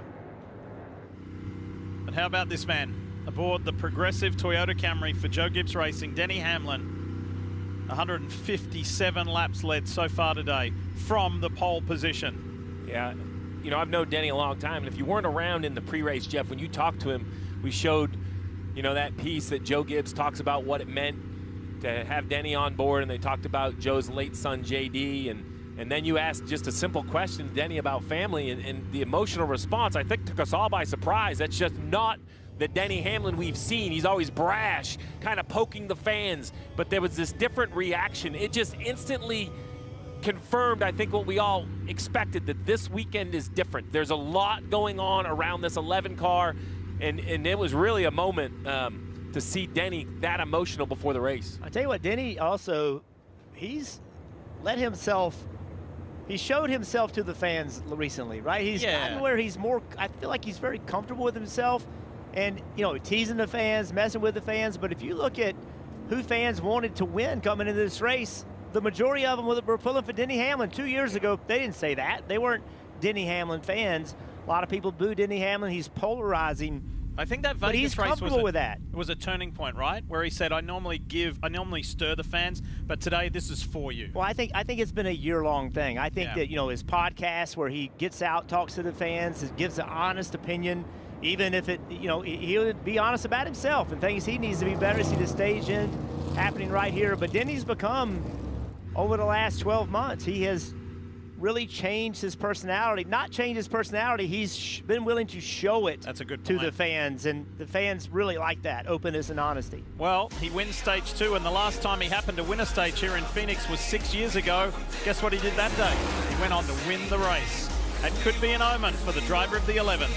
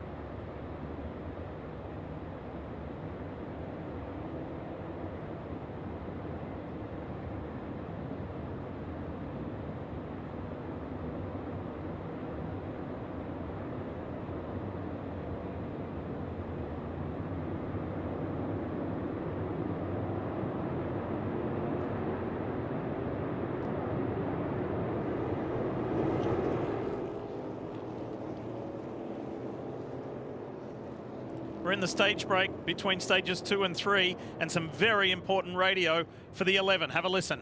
I think we might have a tire going down. I mean, I'm left side of the car. 12 just said it's flat, left rear is flat. Just be ready on the left side. Talking about the jack with the left side being low, the jack might not go underneath it, but what a great bake for the 11 that those last 3 laps of the stage weren't under green. Dave. Chase Briscoe is still in this, pitting from 7th position. He ran the fastest lap of anyone with 4 to go in this stage. Air pressure adjustment for a car that's too free in 3 and 4, Parker. Kyle Larson said, I'm sorry, I don't know what to do, referencing he just cannot get the right rear tire to last inside that 5 car that to continue to make changes, Kim. And for William Byron, he said, I'm not sure exactly what I need. 3 and on top of the racetrack, 3 in and off. They did make an air pressure adjustment, Marty. Jim, I agree with Steve. This could be a massive break for Denny Hamlin. You saw that flat left rear going down. They're having trouble getting that left side tire up. This pit crew's done a fantastic job all day long. He's going to lose several spots here, but still a good break to catch that left rear. And they're lucky that was not under green for those final few laps. A good break, but as expected, a slower stop. I imagine that flat left rear, it is so hard to get that left side jack post kind of in. So let's just watch this jackman. He's going to come around, try to get underneath there. You know, yeah, so he ends up, it looks like it spit the jack out. He had to do it a second time with a second jack.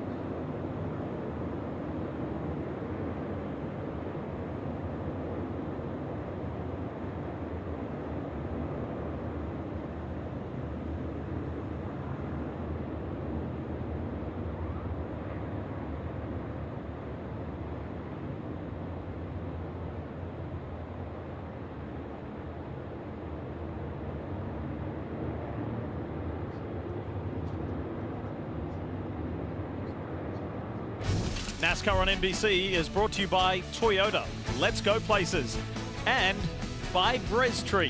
Please visit us at briscoe.com. That was an eventful round of stops. We're going to tell you more about that in a moment, but for now, here's Kim Kuhn. Kim? Yeah, the lineup was set for Powerball's $1 million drawing at NASCAR for the 3rd year. Powerball has electrified NASCAR Championship weekend with a live drawing for $1 million. This year, Francisco Rivas, a player from the Kansas Lottery, was declared the $1 million winner after his winning number was drawn right here at Phoenix Raceway. And the excitement doesn't stop there. Powerball will hold another $1 million drawing next year when NASCAR Championship weekend moves to Homestead, Miami. Follow your local lottery for 2026 entry dates, and we could see you on the Powerball stage for next year's $1 million drawing. Powerball, the official lottery game of NASCAR. Love that excitement, and congratulations. All right, let's get back to those pit stops, and let's talk about Kyle Larson in the 5. Yeah, Larson currently in 18th, Jeff. It seems like they have a lug nut issue from what we hear. Let's see exactly where it happens. We come to the right side, tires off, tires go on. Everything's pretty good. On the left side, though, you're going to see slow on one of the corners, and what happens is the lug nut is supposed to stay magnetically attached to the socket, and you're going to see right here that kind of slow pull in the rear, but the front, oh, we should see that again. The guy in the front reaches to his belt, grabs the extra lug nut. It was absolutely well orchestrated and very well prepared. So good job on a bad situation for the 18 right there. See that guy right at the bottom pulling it off. Just great work. These things happen over the course of the year. You just have to be prepared, and that was a good recovery for a bad situation. Same for the 11 of Denny Hamlin. We talked about the left rear tire being flat. Jackman leaves the right side, goes to the left. He's going to try to get this thing up with the first jack. He goes under, makes an attempt. By rules, he has to make an attempt. You see right here, it just won't work. He goes to the second jack, and it jacks up. The rules are clear. During a pit stop, you are only allowed to use one jack unless the car falls off the jack or the second jack can't be used, and now you're allowed to use a second jack. So the 11 quickly knows they're going to need that second jack, but they don't go to it right away. That would be outside the rules. That crazy attempt by the jackman makes that 11 situation 100% legal. That is absolute great pit coaching. Car 11 is back in 11th. Kyle Larson is back in 18th. Briscoe is up to 5th. And William Byron 2nd. Into the Busch Light restart zone. Here we go. Stage 3 is on. And it's Ryan Blaney who leads the field.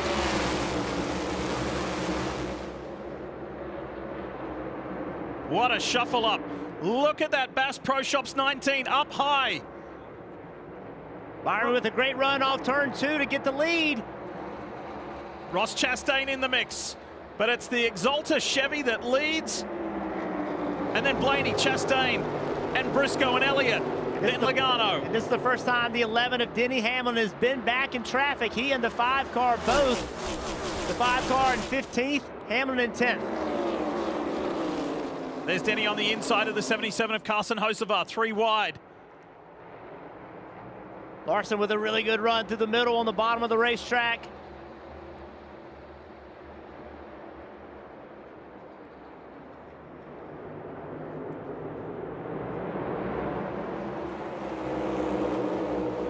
Look at that alternative line from Hamlin, bottom box. Remember, Hamlin had that left rear tire down.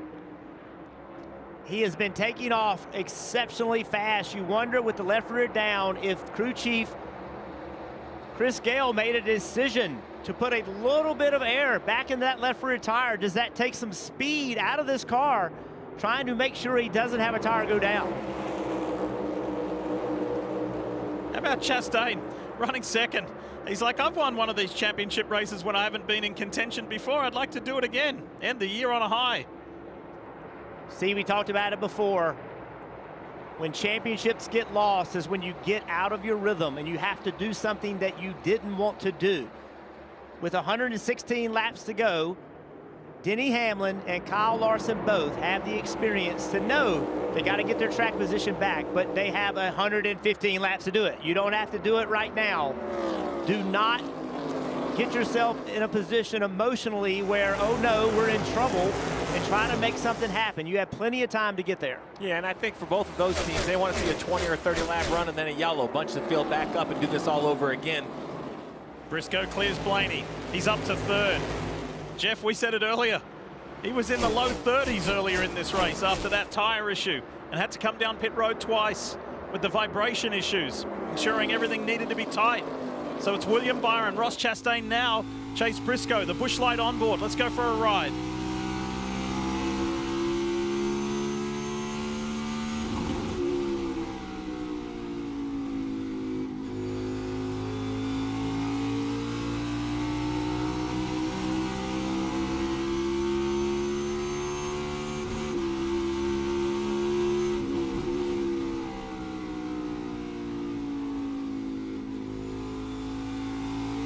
Going to go and visit his family on the watermelon farm in Florida in the off-season.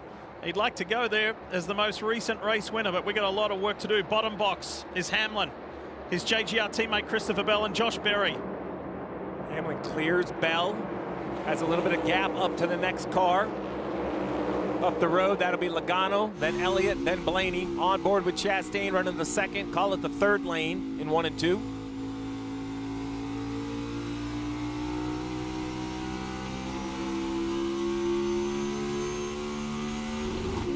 Here, hit the rev limiter. The electronics in the engine do not allow it to turn more RPMs than the engine builders want it to. And they don't shift on that side, so that's in 4th gear. You just heard the shift, 5th gear here on the front stretch.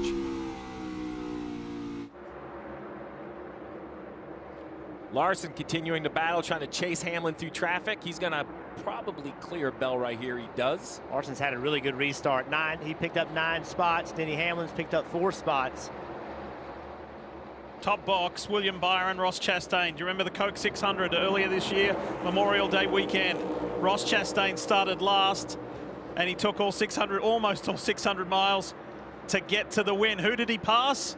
William Byron. Yeah, it would have been the Coca-Cola 500. It was Byron's without a doubt. He was just the standout car, but you mentioned it. The adjustments and the grind from that one car in that last 100 miles. He showed up on the scene.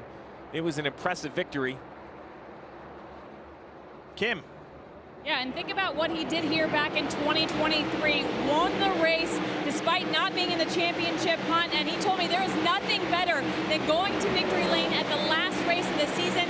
We have no agenda except to win here today. He's been battling just a loose condition, just swinging the back on throttle. They did make a wedge adjustment. Crew Chief Phil Surgeon told him, you will start this run tighter to make you better on the long run. Right now, Dave, Chastain in that second position. Kim, Chase Briscoe is running in third just behind him. And you know who is not surprised?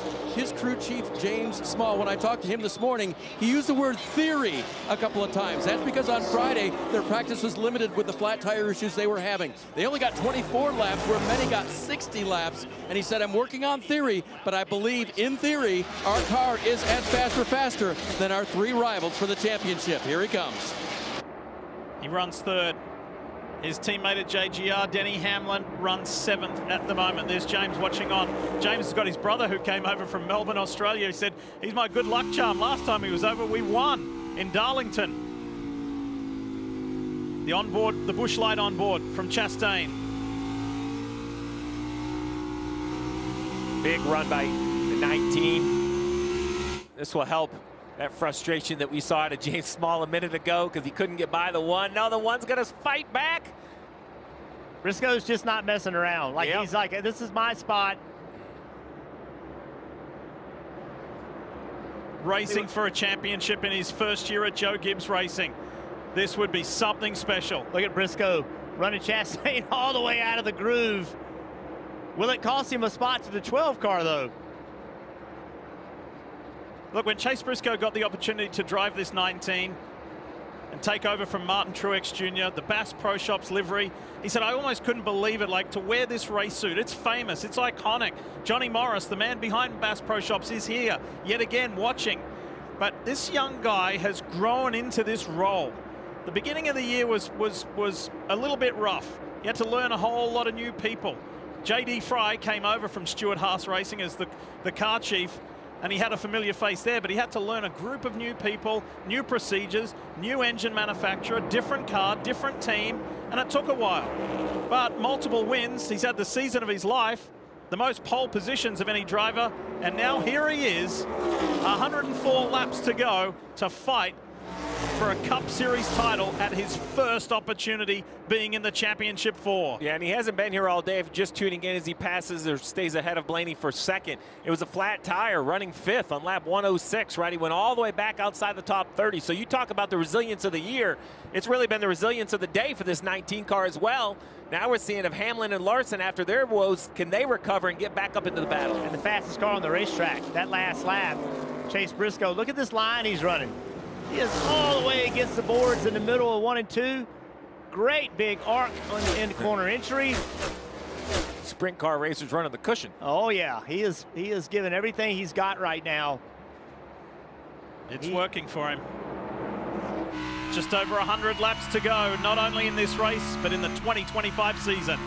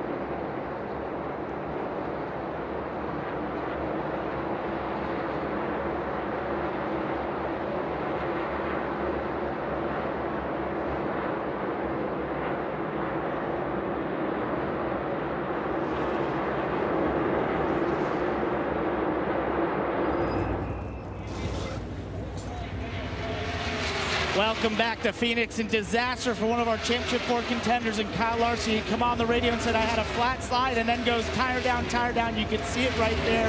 The right front tire went down for the 5 team. They were just recovering from a bad pit stop at the end of stage 2, and also the 19, Dave. 19 is complaining as well. Flat tire for Chase Briscoe. It's the right rear again. He's going to try to get the pit road as he slides up into traffic, nearly getting hit by the 11 of Hamlin. The 5 with very quick work on the right side. We'll see if the 19's able to get the right side jacked up. Chaos erupts here with 2 of the playoff 4. And think about it, with Denny Hamlin's that was going down as well, William Byron is the only one who hasn't had a tire issue in this championship finale. The race leader who's been out in front for 36 laps today. This team has had the most tire issues on the weekend. And remember, Briscoe took off rolling, took off with a lot of speed, maybe too much speed for the setup and the air pressure. The same for the 5. You commented about how many positions he had picked up on that restart. Well, you know, pushed early and the tire didn't make it. Let's go on board with the 5. I don't know how he doesn't wreck right here. I don't know how he got the car slowed down quick enough to avoid hitting the wall with the right front down. That was great work by Larson. Larson now a lap down, Briscoe both a lap down after green flag pit stops. Let's go on board with the 19.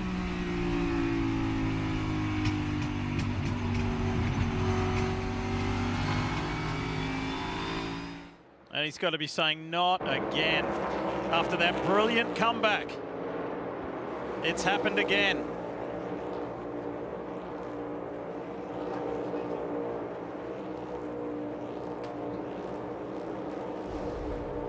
Caution is out on the track. Issues for Carson Hocevar. Another flat tire on the right front of the 77. So the tire woes are continuing and becoming more widespread as now we have a flat tire on the right front of the 77. I think we're going to see contact here, which is what brought the caution out. Oh, yeah. Just slight contact, though. But now here he is basically stopped up in what will be the exit lane of everyone leaving turn 4. And Briscoe and Larson,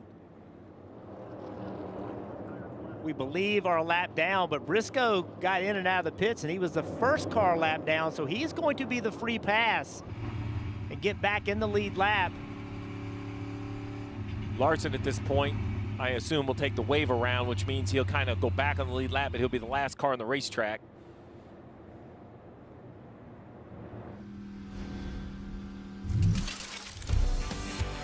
What a day it has been as far as the tires are concerned. It was left sides of practice. Now we're here in the race. It was a right rear for the 19 of Briscoe. Then a front tire for AJ Allmendinger. Second time this weekend, another hard hit. And then Kyle Busch, he had a problem. Had to come to pit road. Austin Dillon is Kyle Busch's teammate with the problem. And Larson just in the last few minutes with a right front. There were others as well, and then Chase Briscoe immediately after Kyle Larson. I think the biggest issue is if you are Rudy Fugle on the 24-car crew chief, Chris Gale, the 11-car crew chief, your competition has had issues. Are they going to get a little more conservative, put some air pressure to these tires to avoid problems? But if they do, Steve, that's going to take some speed out of the car. Prior to the caution coming out, there was a report on the 24 of a vibration. They're on pit road. Kim Coon's there. Yeah, William Byron, just a slight vibration. Didn't seem too concerned. He did say, though, slipping the rears, especially entry into 3. He said, we just need to plug in the back of the car to the racetrack. He felt like the clean air flipped the balance the other direction. They did make a slight air pressure adjustment. They reminded him, you need to manage your stuff, and told him the problems of both the 5 and the 19, Marty. Kim, Denny Hamlin said the balance was consistent, but I absolutely, quote, abused the tires. I went down to the apron. I hated to do it, but I had to do it, and honestly, it terrified me. Hamlin with a terrific stop here. Said I could be freed up just a little bit.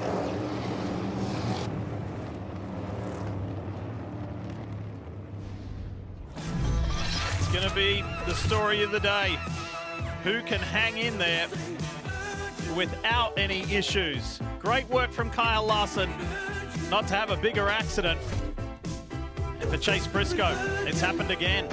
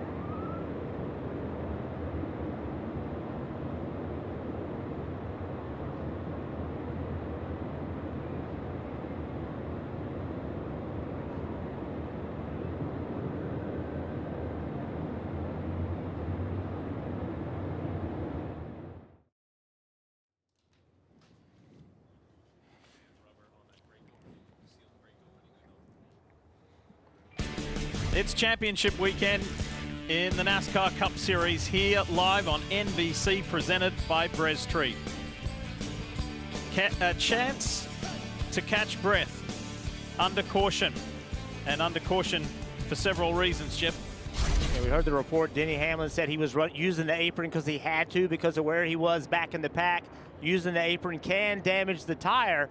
So what are we talking about? So right there, when the cars cross over, see how hard the cars hit? You can see every one of them hitting the racetrack. That puts a lot of pressure on that left rear tire, Steve, or all the tires. Yeah, it doesn't bother me as much on the initial start like this right here because you're still under maximum speed. It's not ideal. You even see the gouges in the racetrack. It's more the full speed laps that you're now making that transition probably 60 miles an hour harder, but either way, that is for sure an area that can damage the tire. But Parker, you're hearing potentially another issue on the 5 of Larson. Yes, Steve. So what happened to him was he melted the bead on the right front, which usually is a heat issue. And the culprit was that we're seeing all this tire wear from these tires. Well, the rubber caked up on the brake duct opening on the 5 car. So they're actually to clean that off. They got some photos here. Cliff Daniels explained it to Kyle Larson, and basically it overheated that front tire, Dave. Chase Briscoe got the pep talk from James Small, his crew chief. We've already proven we can do it once today. Let's do it again there. Back in the lead lap with the free pass. So the 5 and the 19, two different things. Briscoe got the free pass because he was the first car 1 lap down. He was able to pit under caution, put tires on. Larson, because he gets a wave around, he was not able to pit. A couple of champs go through the Busch Light restart zone. That's Chase Elliott, Ryan Blaney. Meanwhile, look at William Byron on the inside. His teammate there can help out a little if he wants, as he slides his way up into second. Here comes Josh Berry in that red and white Wood Brothers Ford. Denny Hamlin, the Progressive 11 Toyota Camry.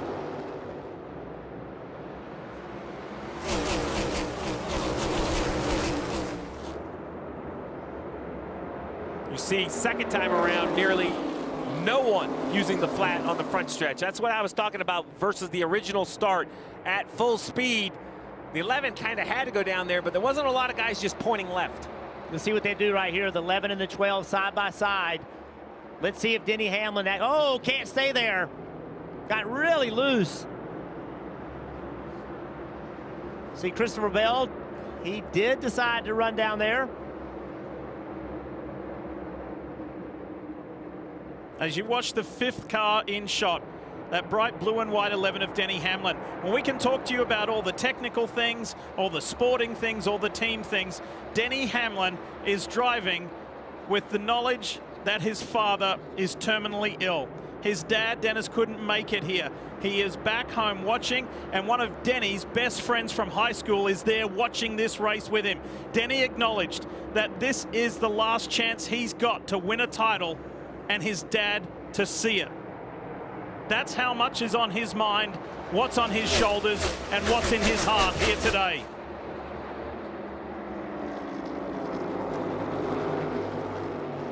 Challenge ahead for these drivers with 83 laps to go is the snow-cold fuel will carry you that far, but can you manage the Goodyear tires, or are you better off to run 40, come down pit road, and blast 4 more tires on? We have seen that being the new strategy in the sport, not stretching the fuel, but doubling up on tires and just letting your driver go.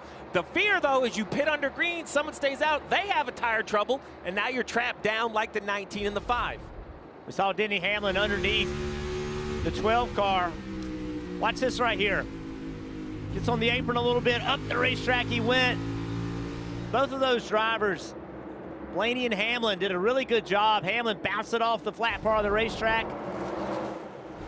They worked it out together. And I believe that some of the speed of Denny Hamlin's car, clearly not clean air, right? When he's been out front, he's been able to pace it and drive away from everybody. But I think now, with all the tire problems, Denny Hamlin and William Byron, they know they're going to have to manage these. Steve, you just talked about it, still 80 laps to go. And I think they're afraid to push it right now. I think they have to build some reliability with the pace that they're putting in the car.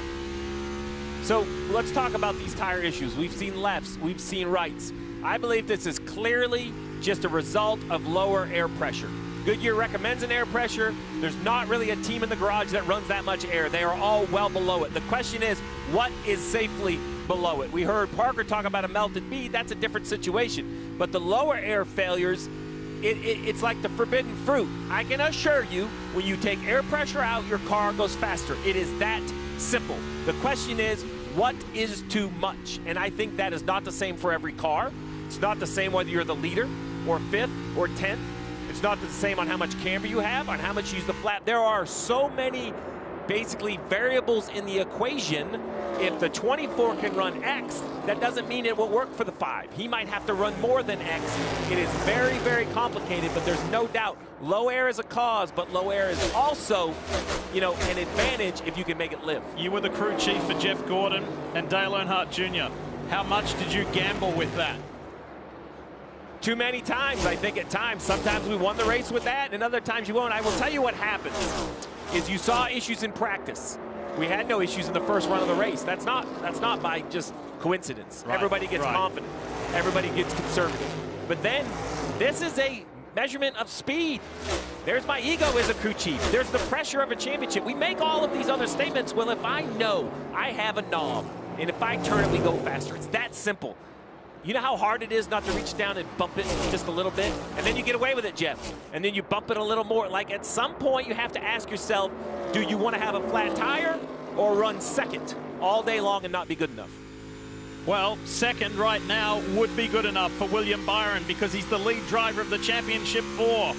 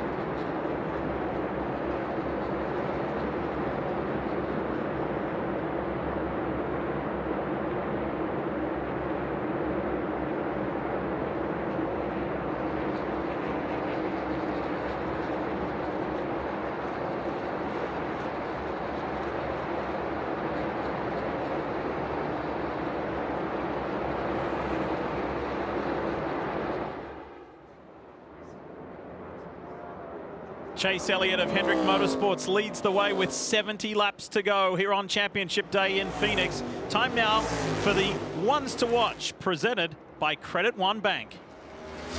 The youngest of the Championship 4 drivers, William Byron, at 27 years old, leads everybody in laps led this year, won the Daytona 500, won the regular season championship.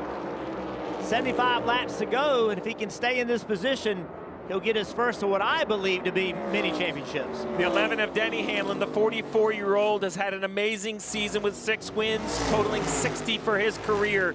Now in his 20th season of chasing a champion is today the day. 163 laps led, and he is chasing down the 24. As we see now a flat tire on the 48, I think he will make it to pit road. Another one has struck. This time it's Alex Bowman. Running 11th, the 48 was just inside the top 15. You see a right front flat. They'll have to put some service on this 48, 68 laps to go. And the 11 now has got by the 12, and he's the next car in front.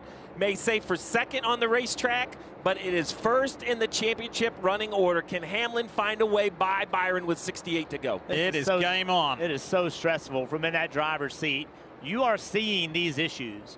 You are knowing drivers are having these issues. You saw it in practice. You're seeing it in the race. If you're William Byron, you're like, there is a championship ahead of me, but the guy behind me is trying to take it away. How hard can I run? You really don't know the answer, right?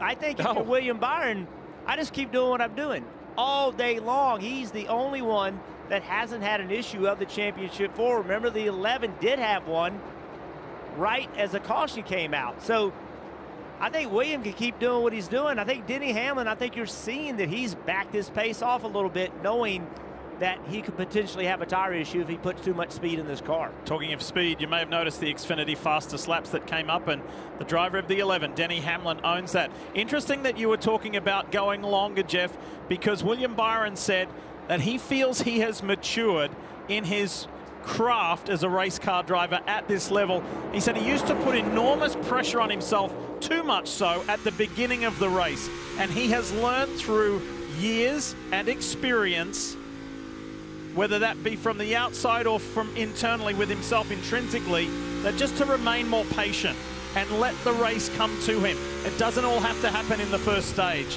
and you're seeing that right now. He is the lead driver of the Championship 4. There's trouble for Noah Gragson. Yeah, he's in a tough spot. Can he get left? It's going to be really hard with the traffic. They're splitting on both sides. Come down, come down, come down. 5 He's able to do it. He's able to get on pit road. The track will stay under green. That was close, but good work. Back to the front, 2 Hendrick Motorsports Chevys, Elliott and Byron. And right now, Byron is trying to find a way past his teammate without abusing those tires. On board with the 24. The 11 is inching in on the rear bumper of the 24. That's only making this pass more pressure-filled. Let's ride along with William Byron. It's a very odd-shaped racetrack. This end of the racetrack completely different. I want you to look at one of the things that they're dealing with as they come off turn 2. The sun is starting to set, and it is right in your eyes. So look at the bottom of the racetrack. You can't even see the yellow line until you get there. It is so difficult at this racetrack to hit your marks when that sun is shining on the racetrack. It actually glares up. You cannot see the line at all. Byron's faster than Elliott. Hasn't found a way to get by him yet. I love this move right here. That turn down that he's able to do on the exit of 2. Watch the different lines. Byron to the bottom. Elliott up the racetrack. Byron's got a good run right here. See, normally William would just hang a left. Yes, and go on that apron. Shorten up the racetrack, but he's not going to do it today because he wants to save that tire. Preservation. Be mindful of the theme of the day of what's been going on. And he, so far, out of the Championship 4, is the only one who hasn't had that issue. As he lunges for the inside on his teammate, into the shadows. The 24 has been out front plenty today for 40 laps. And now he's alongside Chase Elliott. And regains the lead once again. Trying to cross over. But for how much longer? Down the hill. 24 should have momentum off the top to clear the 9 into this corner, take away the bottom lane. He will do it. The 11's going to try the second lane. He's looking for that same sort of momentum down the front straightaway that the 24 was able to gain. Rudy Fugle on the bottom right, 5-time Truck Series champion. This man knows how to win championships.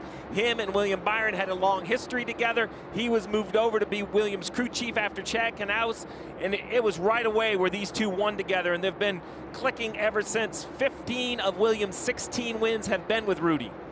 And Rudy mentioned to William in the lead up to this championship finale, just give me a clear-minded William Byron. Just give me a clear-headed William Byron. The rest of it will take care of itself.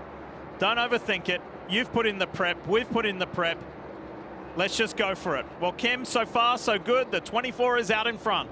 Yeah, and Diff, both you and Jeff have pointed out he's the only playoff driver without an issue today, but do not expect them to get complacent. I was talking with them this morning. They said, we have learned the hard way this year that it is never over. And think about the last month for this team. They had that very bizarre and unexpected crash at Vegas with Ty Dillon entering pit road. They had a last lap spin out in the tri-oval at Talladega and plummeted spots. And so Rudy Fugle told me, we have to be on our game and on our guard for every single lap of the final stage. Right now, spotter Brandon Line just reminding him, keep that rhythm, manager stuff. We are quickly coming to an intersection of decision for the crew chiefs. 57 to go, 30 laps on the tires. It is not outside of reality to run about 8 or 9 more laps and just hit pit road, put 4 fresh Goodyears on, and try to let the tire grip overcome the time on pit road. Byron, it would be nearly impossible. I'm not even sure Hamlin from 3rd can do that. But Briscoe from 14th or Larson from 22nd as Hamlin gets by the 9. You see the 88. That's what fresher tires look like. SVG instantly has more grip. Will one of the other 2 championship 4 from further back in the pack come to pit road? 2 laps down, Shane Van Gisbergen. Let's talk more about the 19. Chase Briscoe's worked his way up to 14th, Dave. Lee, he can feel that the right rear is low. He's been told we're getting close to that window. If you have to bring it in, do. But he keeps telling the crew it is low. So, Steve, the tire may make the decision for the team. Yeah, and, you know, the fact that he can even feel it's pretty impressive. I guess he has enough experience with it, unfortunately. But at some point, you just have to come down pit road. 32 laps now on this set, so you'd like to try to get 5 or 7 more. He's about the same, just struggling to figure what it was. Got one spinning in front here in the fence. Watch him come back down. Uh-oh, problem, big problem. Up ahead. Austin Cindric. Turn 4. Heavy damage. Unfortunate wreck for the 2, running 10th. A nice run for Austin Cindric, trying to finish the year out strong. That's some really heavy rear impact. We don't see one of these newer vehicles shorten up that much, so a big hit. I sat down with the 4 crew chiefs and asked this very question. Are you ready for the last 50 laps? Are you ready for when that caution comes out and the ball gets thrown to you? Now, I was wondering if the question would be pit or not pit. I think that answer has been basically determined with the tires we have here today and how much fall off they have. Now the question is what adjustments you make. There's all 4 of them. Chris Gale in the upper right for Denny Hamlin. You have Kyle Larson's crew chief in the upper left, James Small bottom left, and Rudy Fugle in the bottom right. Here's what happened to Austin Cindric. Talk us through, Jeff. Yeah, going down the straightaway. As soon as he lifts, you saw the air blow out of left rear tire. Saw it just immediately, and now you're just completely out of control. Car turns around. As Steve said, big impact. So now, is it going to be speed or durability? What's going to win this championship with 53 to go? Regardless of how much air you're putting in your tires, you want to be the first guy off pit road with them. And of course, as NASCAR racing goes, 52 to go is not a number they want to hear because they've had a lot of tire issues well before that. So what do you do as a crew chief? Are you taking some air out of that thing, thinking we might get more cautions going to come down pit road again? Or are you putting air into it to try to be safe? That 52 laps to go in the race makes it very difficult for them. If it was 15 to go, you know what they're doing. They're going to go as low as they can possibly go because it probably won't hurt the tire on that short of a run. And I will say, very simply, regardless of the adjustments, if you don't have a flawless pit stop and you lose track position with 52 to go, there will be no recovery time. Right. So this is that moment. There you go. The last numbers are in. Adjustments happening. This is pressure packed right here. This is just You know, these pit crews started back in January, right, in the gym and in pit practice, and all of the pit stops, hundreds and hundreds and hundreds of pit stops, all kind of season long, both in competition and in practice, and it's going to come down to perhaps this being the final one. We may get more cautions, but I think you have to mentally prepare that this might be your last shot. William Byron, this 24 car on the 24 team, they've come down pit road twice with the lead. They have yet to leave pit road with the lead. This is a step-up moment for this team. One of the most commonly used words in NASCAR is execute. The driver has to execute, the crew chief has to execute, and the pit road crew have to execute. Now is that moment.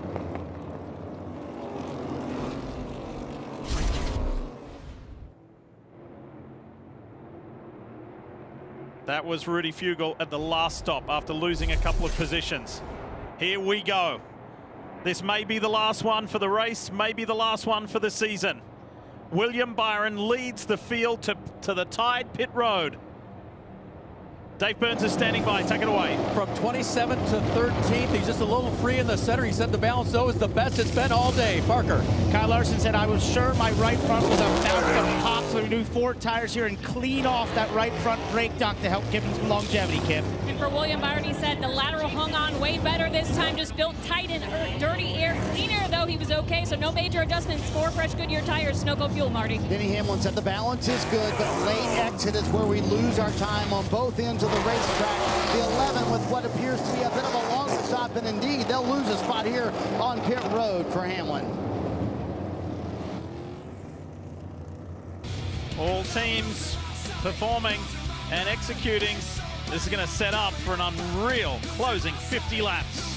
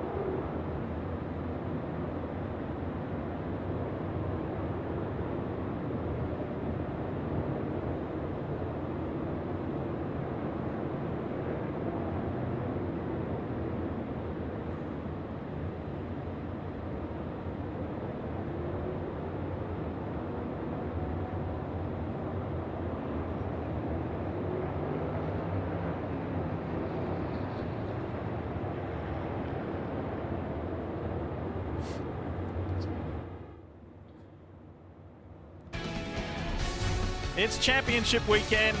More specifically, it's championship day for the NASCAR Cup Series here on NBC, presented by Briscoe.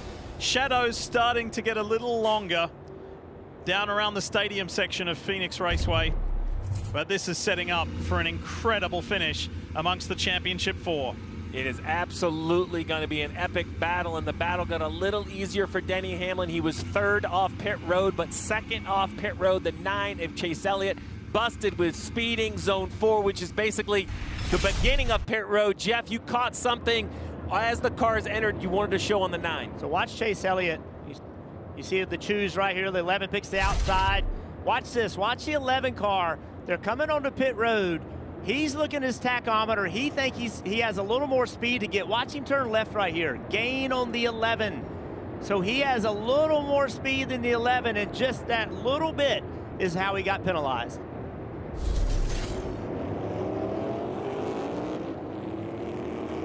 For that, the 9 who had track position will give it up. And what a battle we have. Think about this. William Byron and Denny Hamlin, they have run within 1 position of one another for over 30% of this race. So they know how each other's cars drive. They have seen it all day long. And great job by William Byron's pit crew. We said it was a step-up moment for them. They've been beaten off pit road every time they came in with the lead. Not that time. All right, Toyota Supra pace car is off the track. Track is clear. And 2 of the championship 4 are side by side. 1 for Hendrick Motorsports, 1 for Joe Gibbs Racing. It's William Byron out of the Busch Light restart zone, and Denny Hamlin was on it quickly. Great restart. And look at these guys. Hamlin's got his nose ahead just for now. But watch through turns 1 and 2. William Byron behind them. Ryan Blaney and Josh Berry. A little nudge, a second nudge between Byron and Hamlin. Neither have been a NASCAR Cup Series champion before. It is all on the line here with 45 to go. William Byron used a little bit of that apron, trying to shorten the racetrack up just a little bit. Denny Hamlin is absolutely sending the 11 into both corners. He just can't get clear. Another touch down the backstretch. Trying to unsettle each other. Look at this. And Hamlin on the gas like he was on that restart.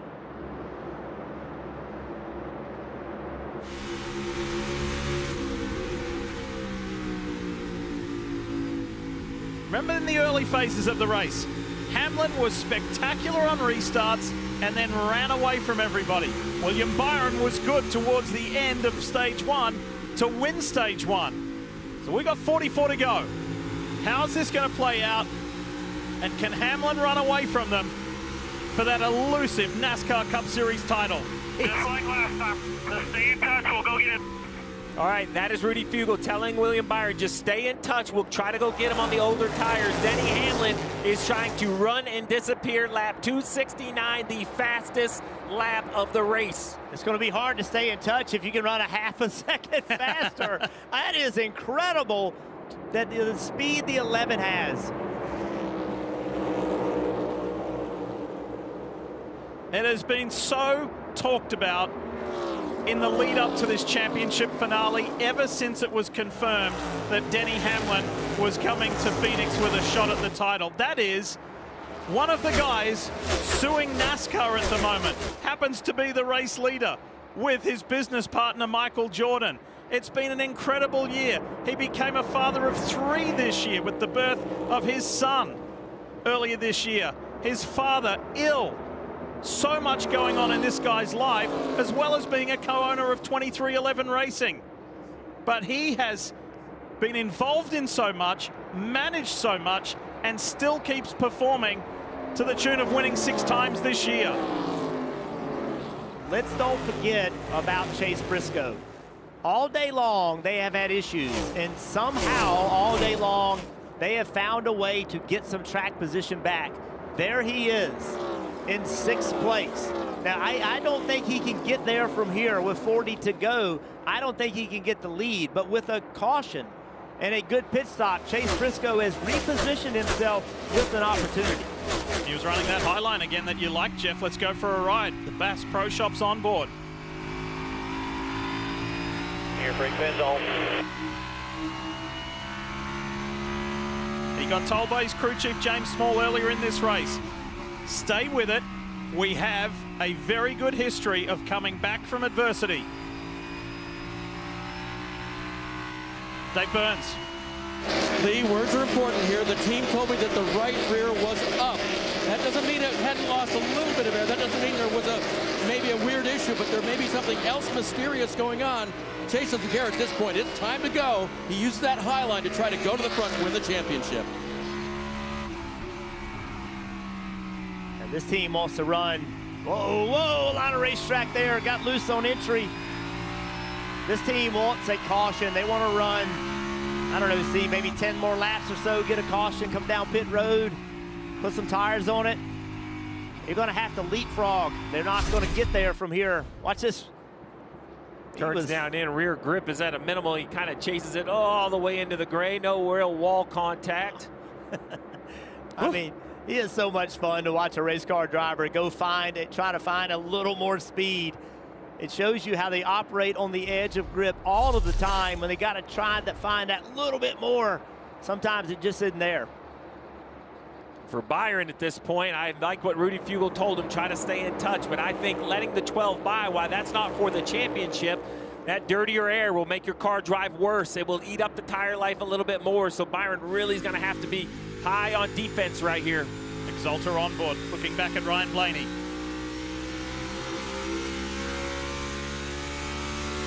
Something tells me we're not running 36 to the finish. We have had a 61 lap run today, but that was stage 1. That was a different feel to the race. As we've gone in these later days, late in the day, as the shadows, as you said, Diff, as the shadows have creeped into the racetrack, speed has gone up. We've really been unable to get more than about 30 or 35 laps.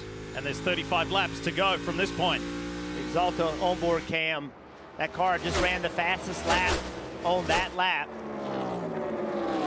So you wonder if that's Denny preserving a little bit, right? We've seen multiple times in this race how he's driven away, never slacking up, never slowing down. That time, Denny Hamlin was the 4th fastest car on the racetrack, William Byron the fastest. Caution's out, caution's out. Caution's out, here we go. Where is it and what's it for? 44 of JJ Yaley. Oh, something's happened. The right front not only is flat, but it looks like it's pointing the wrong direction.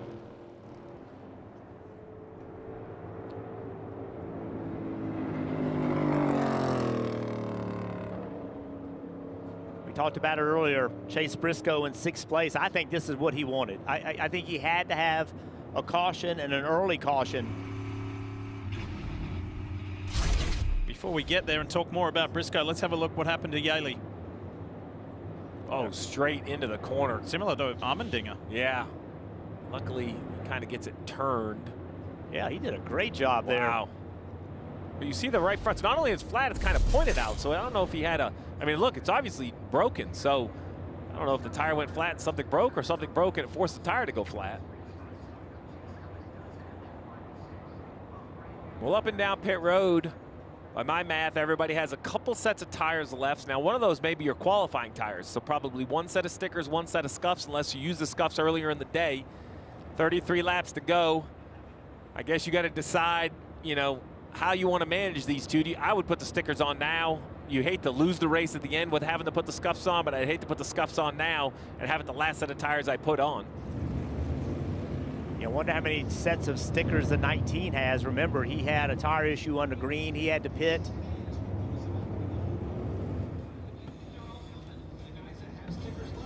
You see scuffs going on the wall.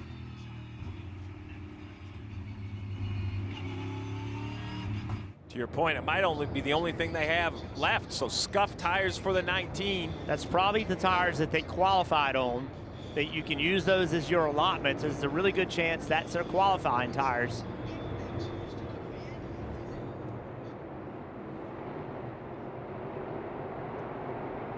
So the lap count that they're going to have to go on this next set of tires, Dave, is more attractive. It is less and more doable. But let's see how we go on this round of stops. Who's going to get the advantage? You saw the biggest thing there was a tear off. A big chunk of rubber hit the front. 2 tires on the right side only. For Kyle Larson in 13th, he said that's the littlest amount of grip I've had all day. Like with right side tires for him as well.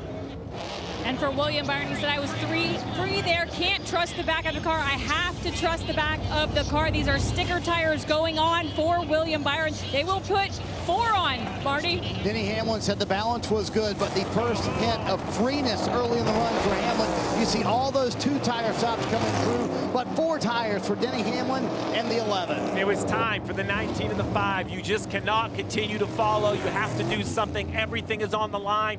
2 tires is really the only option, I think, for James Small and Cliff Daniel. I love the aggression. Backs against the wall. You got to fight your way out.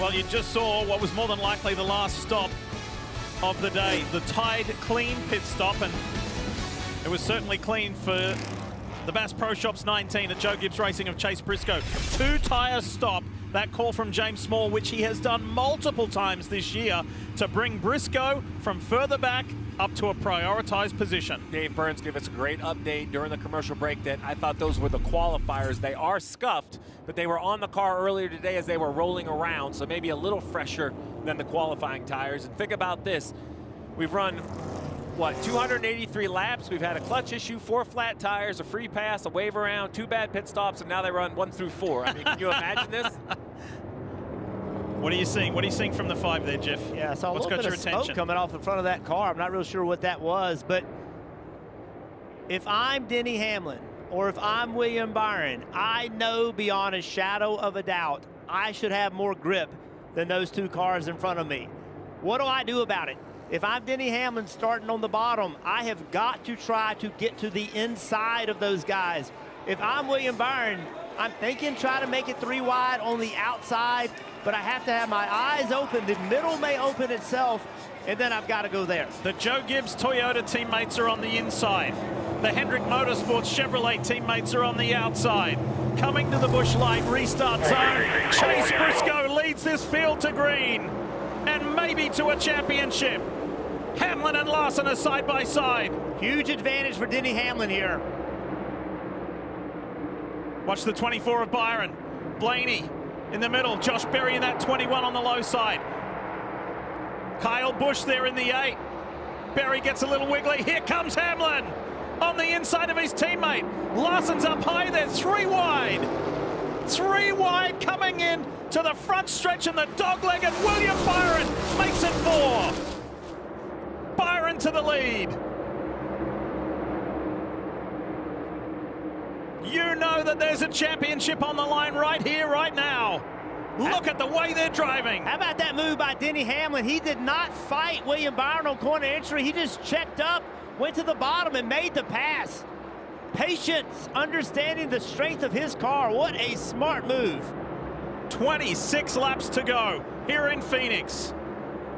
Who do you like the look of in the championship 4? Nobody has led anywhere near the laps of Denny Hamlin. 182 to William Byron's 52. Hamlin's got the numbers today. but will he be number one?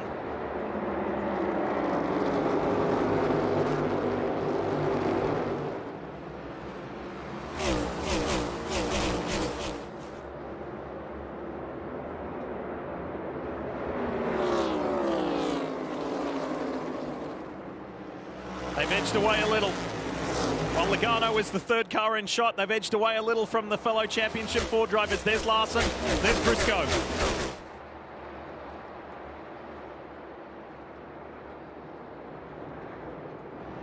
All day we have seen Denny Hamlin early in the run drive away from everyone. This last run, though, about lap 7, lap 8, the 24 started to break even with him. I think Denny knows his car is so good on the short run to just get the gap and then try to manage it, right, Jeff? That's what we were talking about early. We've run the fastest lap of the race just a lap ago, so he's by no means saving anything.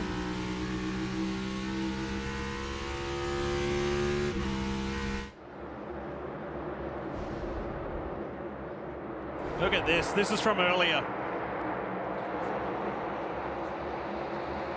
The Championship 4 all together and 3 wide, bouncing off each other, coming through the final turn, heading to the dogleg when Byron made it 4 wide. Watch this move by Denny Hamlin right here. He could have shifted into the corner on the outside of the 24. He says, I'm not doing it, not falling for your trap. I am going to know the strength of my car, take advantage of it, get to the bottom of you. That is a smart race car driver. Races aren't always won with aggression. They're won with your mind. Denny Hamlin, a great move. And that's what almost a full second advantage looks like, Marty. Hamlin over William Byron. Lee, so much adversity for Denny Hamlin today. The clutch issue. They had a left rear tire go down at the end of stage 2. And after the last stop, Steve, Chris Gale told him, after the stop, we noticed that we lost a wheel weight from the left front tire. If you feel a vibration, that is, quote, likely it. So Hamlin on his own now, certainly not coming back down pit road, but would that be a concern for Chris Gale? Not a concern at this point. It is kind of what it is at this point. I think it's good information to give your driver just to make sure that the vibration doesn't panic him more than it needs to be. I think you can't give too much information, but with 20 laps to go, it is in the hands of your veteran. Look at Coach Joe Gibbs there on the right. 5 championships across 3 different drivers in the history of Joe Gibbs Racing. 2 for Tony Stewart, 2 for Kyle Busch, 1 to Bobby Labonte.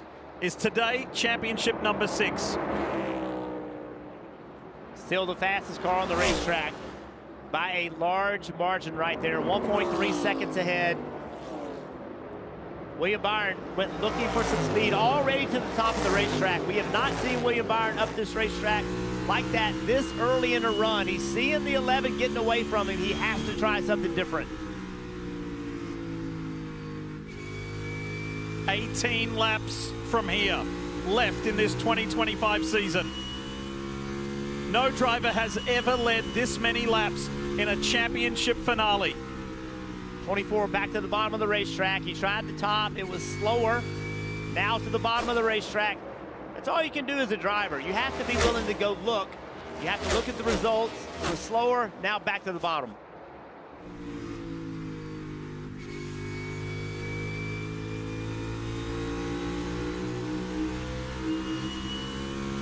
You're sitting on top of the pit box for one of these cars, you're asking yourself, what if? What happens now? If the yellow comes out, do you bring your car back down pit road? You know new tires would be faster, but how many people won't come down pit road? If you're Chris Gale, you would love to see this thing just run 17 straight laps to the finish. You want your veteran 720 starts behind the wheel. You know Denny's the right guy to do the job, but do you get the ball, right? Does it come back into your side of the team and you have to make a decision?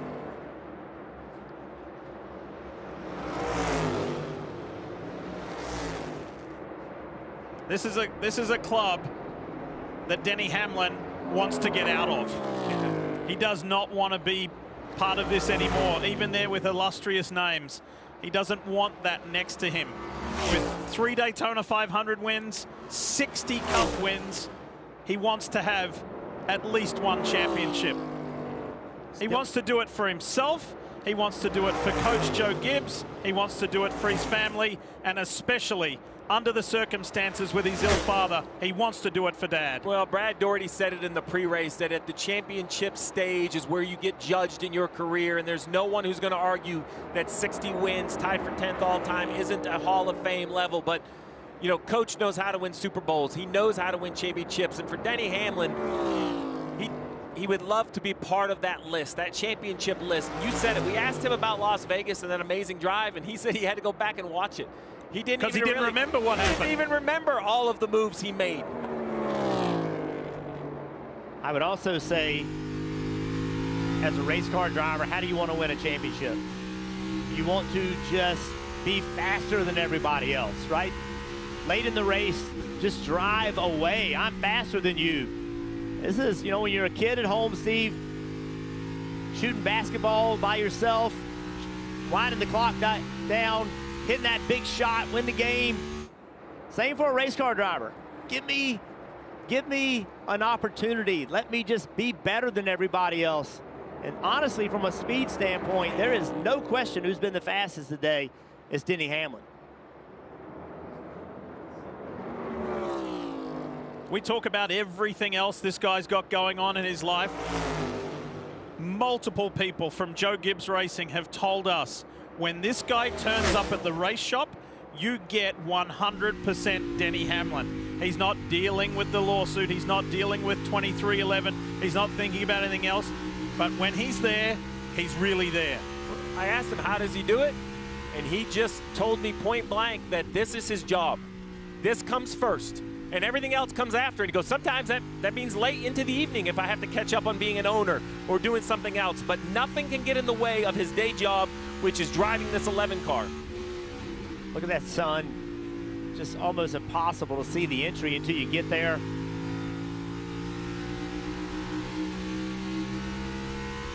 Briscoe, what a relationship they've formed just this year alone.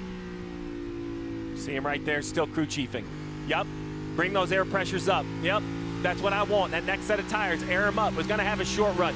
You can't just turn into a race fan when you're on top of that pit box. You maybe can't help your driver, and you probably don't have to say anything to Denny Hamlin, but you have to be ready for everything. We showed you in Countdown to Green that incredibly emotional piece involving Coach Joe Gibbs and the story behind his late son, JD, who went to meet with Denny Hamlin for the first time and give him an opportunity. Denny and his partner, his fiance, Jordan, had the birth of their third child this year, a son. His name is Jamison Drew, the initials JD, as a tribute to JD Gibbs. Plus, the D in there for D Hamlin, a tribute to his father, to keep that going for another generation. William Byron is now 2.8 seconds in arrears of Hamlin and has his hands more than full with Ryan Blaney. Blaney is trying to make this pass, but with mittens on, he's been a part of this battle. He's not just going to lift. He owes it to his race team and to his fans. He's trying to make this pass, but he knows he can't slip and have contact, so it has to be the cleanest pass perhaps he's ever made. Denny Hamlin and Chris Gale, you are just hoping that no one has a tire issue, right? We've seen it all day long. This late into a run, 21 laps. We've seen tire failures. You do not want a caution.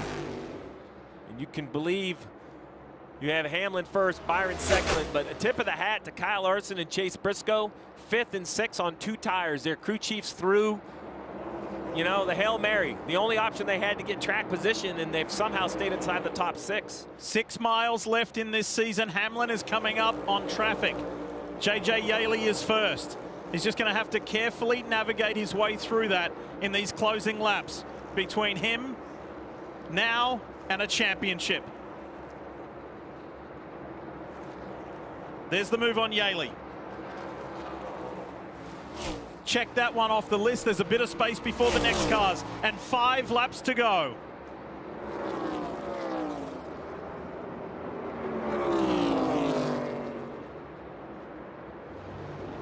Early in the race, he showed us how special he was on restarts and streaking away from the field. He had to nurse and manage the clutch issue.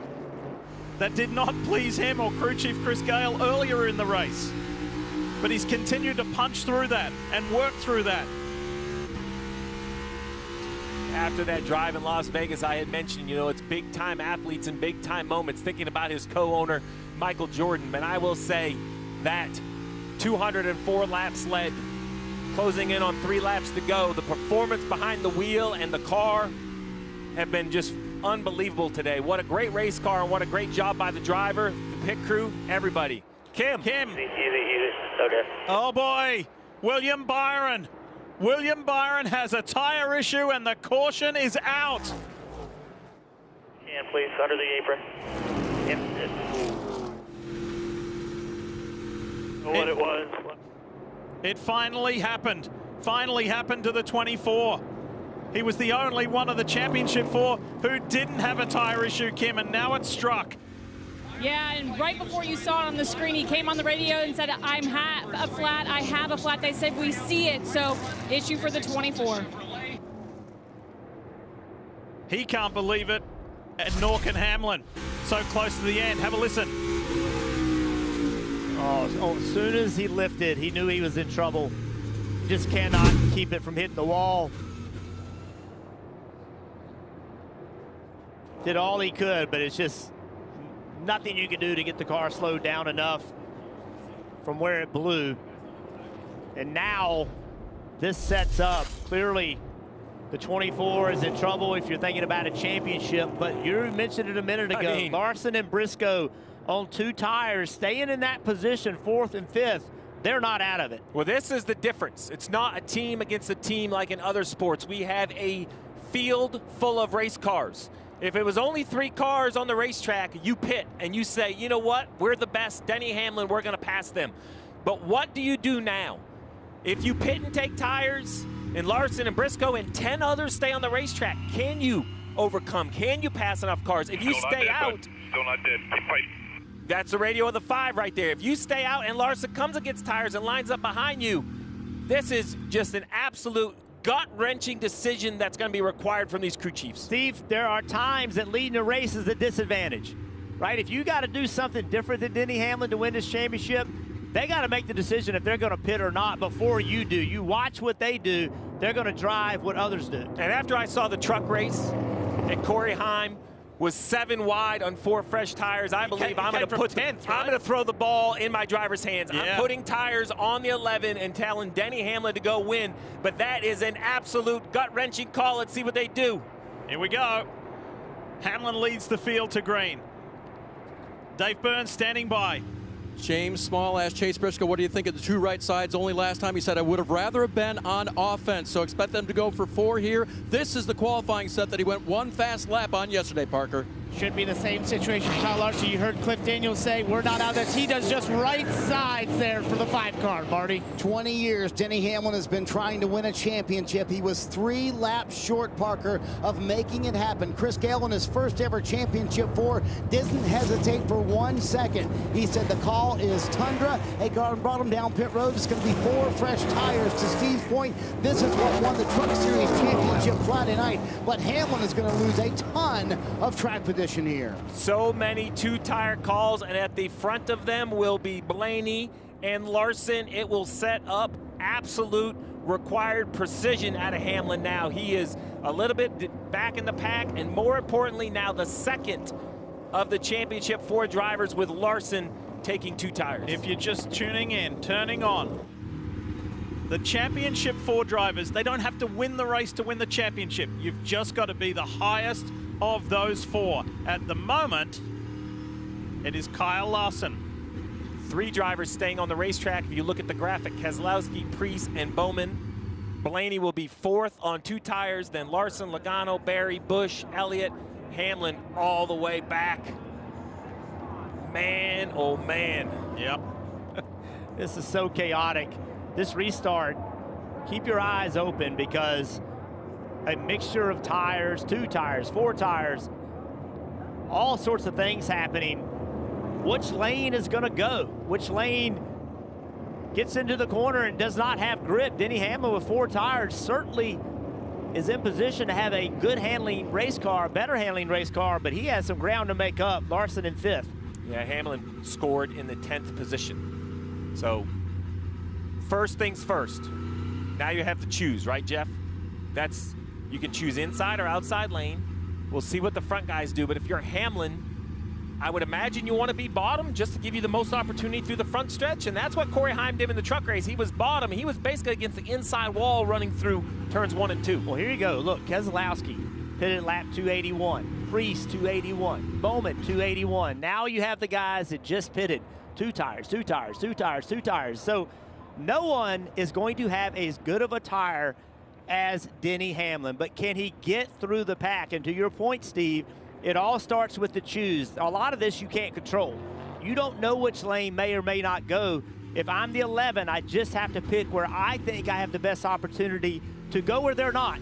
Steve mentioned the truck race multiple times. This is the craziness. It's why it is achievable. Look to the far right. Truck number 11. Corey Heim, 7 wide going down into turn 1, and he gets it done. It was incredible. Talk about heart in the mouth type stuff. When it looked like it was over, it was not. And he got his 12th win of the season and the championship. Is that going to be similar for another Toyota driver in Denny Hamlin here this afternoon? Or can Kyle Larson come back from when it looked like his day was over? The key for Denny Hamlin is he's not focusing on Brad Keselowski. He is focusing on Kyle Larson, right? There's 4 cars in between. That's the focus, right? You've said it multiple times. You don't have to win the race. That's right. I look where Larson lines up. Where's he? Where's everybody else? And then I pick based on what Larson did. That's the only thing that matters to Denny Hamlin. And those front 3 on old tires are really going to make the restart, not roll smooth. It's got the timing, the cadence is going to be very awkward. All right, here's the choose, Jeff. Let's see where everyone lines up, where they decide. Keselowski's going to the top. They're going to split. Bottom, top. Logano, bottom. Oh, first opportunity. Oh, they both kind of split both rows. I thought for a moment that was going to allow Denny Hamlin to actually move up a row, but it did not. I like this move. I think if you're Denny Hamlin, this is where you have to go. That's where he's made some great moves on that low side. Let's talk more about the 11. Here's Marty. Hamlin's going to need the restart of his life, Lee. Here's what his crew chief, Chris Gale, told him just moments ago. Everybody else in front of you is on right. Tires are pumped up, ready to rip, so make sure they're clean and go get it. And Lee, I go back to Las Vegas, that race he won that put him in the championship for. Hamlin told us, I found another level that day to make that win happen. He's going to need to find that level today to make the championship happen. If you're new to NASCAR, time is of the essence because Hamlin has to catch and pass Larson if he has a chance to win this championship. We're going to go green, white, checkered in NASCAR overtime. How about Larson? What can he do when his day looked done with tire issues? He has a chance to be a 2-time champion right here today. Let's listen to some radio. Green, white, checkered. We got a little buffer in the 11 took 4. Let's go. Love that information. Just keep in mind, Larson last changed left sides on 262. He's put rights on twice. So his car, I just don't know how much grip this car can make. I do know Kyle Larson has to assume it's going to make enough grip. He's got to be aggressive. Looking at the 11 pit stop right here. Man, the 77 comes sliding in behind. That could have been bad for the 11. Contact from the 22. Oh, yeah. Carson Hocevar, Joey Logano. Paint schemes are very similar. Third car on the outside with the yellow banner, Larson. Fifth car on the inside. Both blue and white cars. That's Hamlin on the inside. Track is clear. We're in NASCAR overtime to decide this 2025 championship. Is it going to be Kyle Larson? Is it going to be Denny Hamlin? You ready? Green. Here we go to determine the championship. NASCAR overtime presented by Credit One Bank. Hamlin on that far right. Look for the big P on the hood. And he's almost level with Larson. Larson's way up high. And look at Larson shoot around them all. Logano gets a little bit squiggly. Keselowski leads. 3 wide down into turn 3. Kyle Larson has the advantage here. White flag is out. Final lap of the season, presented by Credit One Bank. There is less than a mile between Kyle Larson and a second NASCAR Cup Series championship. Hamlin isn't within reach.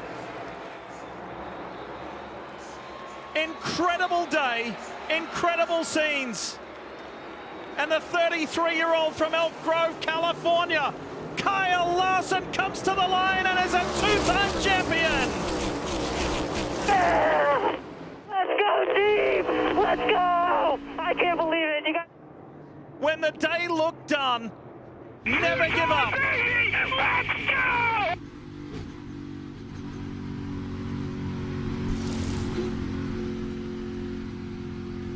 Steve Larson just had the drive of his life to enter a special club of 2-time NASCAR champions, and Denny Hamlin, you can only imagine, is devastated.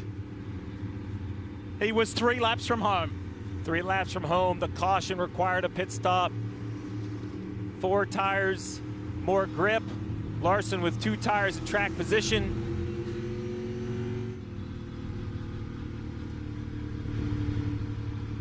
Kyle Larson is the champ when it looked so much like it was going to Joe Gibbs Racing. Mr. H, Mr. Hendrick, Rick is here to celebrate his 15th Cup championship as an owner.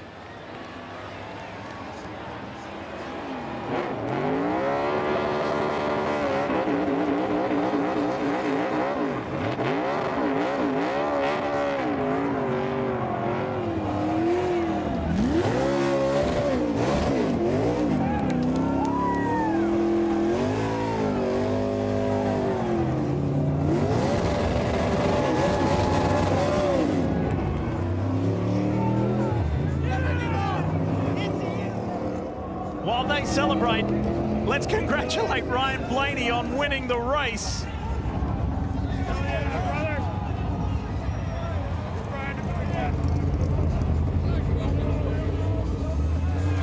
As the Hendrick team are now with their man.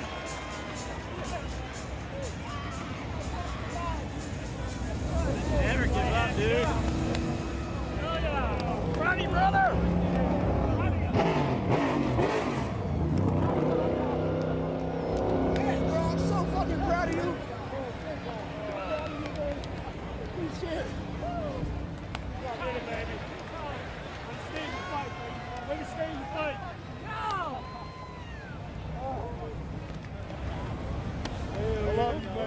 That was fucking bad.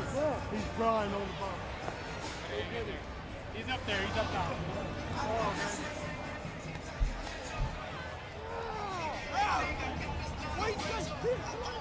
The contrast in emotions. Way to go, champ. Way to go, champ.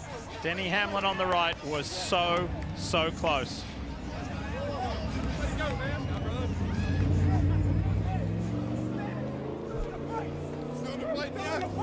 Good job, man. Cliff Daniels and his driver, Kyle Larson, celebrate.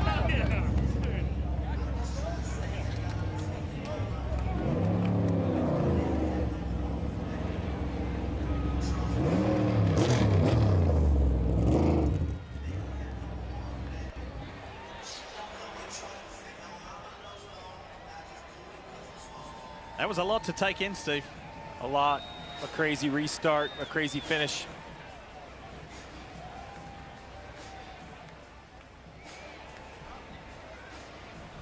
It's going to be really interesting to hear the thoughts and the comments, and we will talk to the champ when we come back, and many others.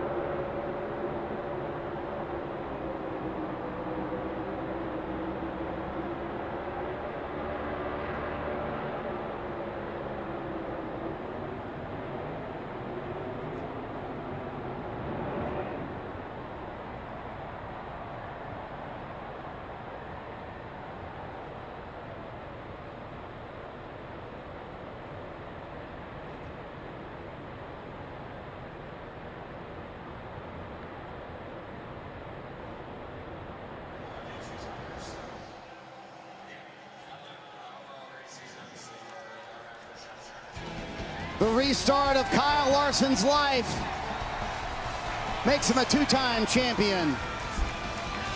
And the family gets to celebrate.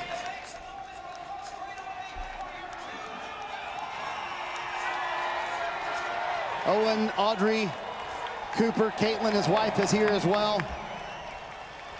I got a hat and a towel for you, champ. What an unbelievable restart.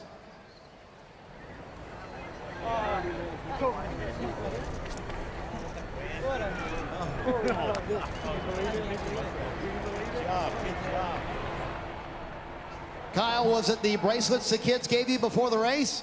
I guess, yeah. We did the best job we could. And yeah, that's the bracelet Owen made me. And I can't, honestly, I can't believe it. Like, we didn't lead a lap today and somehow won the championship. So, I mean, it just, 1 second.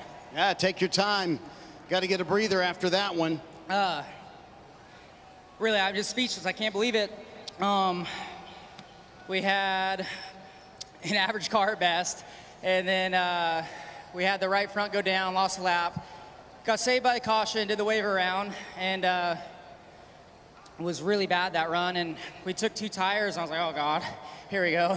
We're gonna go to the back now. And it had a lot more grip than I anticipated.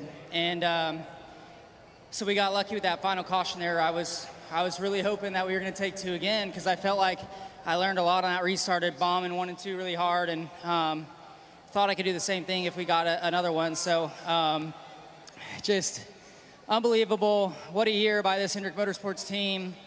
Cliff Daniels, everybody, his leadership, his complete leadership just showed that whole race, and keeping us all motivated, always having a plan, all of that. So that's just the story of our season. So again, just unbelievable. I cannot believe it. It feels, this is insane. Kyle Larson joins Jeff Gordon and Jimmy Johnson as the only drivers to win multiple championships for Rick Hendrick, Dave. Marty, a moment ago, Denny Hamlin left the car and went over to the pit box and fell into the arms of his crew. Denny, what's going on inside? Yeah, nothing I can do different. I mean, prepared as good as I could coming into the weekend, and my team gave me a fantastic car. Just didn't work out. You know, I was just praying that no caution, and you know, had one there, and what can you do? It's just not meant to be. You ran away from everybody. The car had speed, and then the caution came out. What went through your head? You know, I thought still okay, but you know, we took 4 tires, and I thought that definitely the right call, and just so many cars took 2 there, and obviously put us back. But team did a fantastic job. They prepared a championship car. It just didn't happen. Can you do this again? I'll try. I got a couple more shots at it, but you know, man, if you can't win that one, I don't know which one you can win. Denny Hamlin, gracious in defeat today, guys. He gave it his all. He led 208 laps. No one's ever led that many in a championship finale, but unfortunately he didn't win the most important ones, didn't lead them. What a day. Congratulations to Kyle Larson. Progressive post-race show coming up on Peacock. A whole lot to unpack. Coming up next here on NBC, Football Night in America, followed by Seahawks Commanders. Remember, post-race show brought to you by Progressive on Peacock. What a way to finish this season off. Incredible. Thanks so much for watching NASCAR on NBC. This is Lee Diffie saying farewell from Phoenix. See you on Peacock.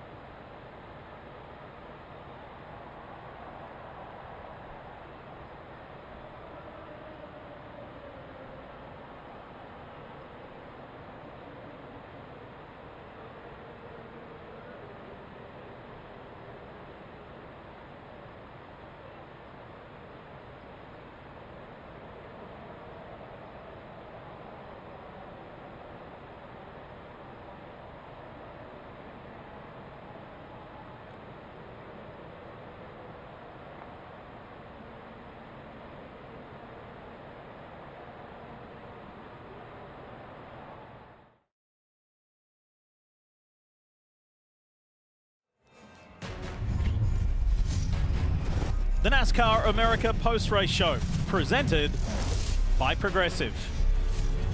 Oh boy, we have a lot to get through here from Phoenix Raceway here in Arizona on championship day that had the most dramatic finish. It was a dramatic day, actually, maybe all bar stage one, which was fairly routine and rhythmic. Started calm. That was just to fool you, Diff, before we got a crazy second stage, and that final stage and final restart just had everything. So there's the champ on the left. Kyle Larson finished third in the race. Ryan Blaney made a late race pass on Brad Keselowski to win it here in Phoenix for the first time. But there's the champ. He was speechless. He couldn't quite digest yet what had actually happened. And a pleased race winner in Ryan Blaney.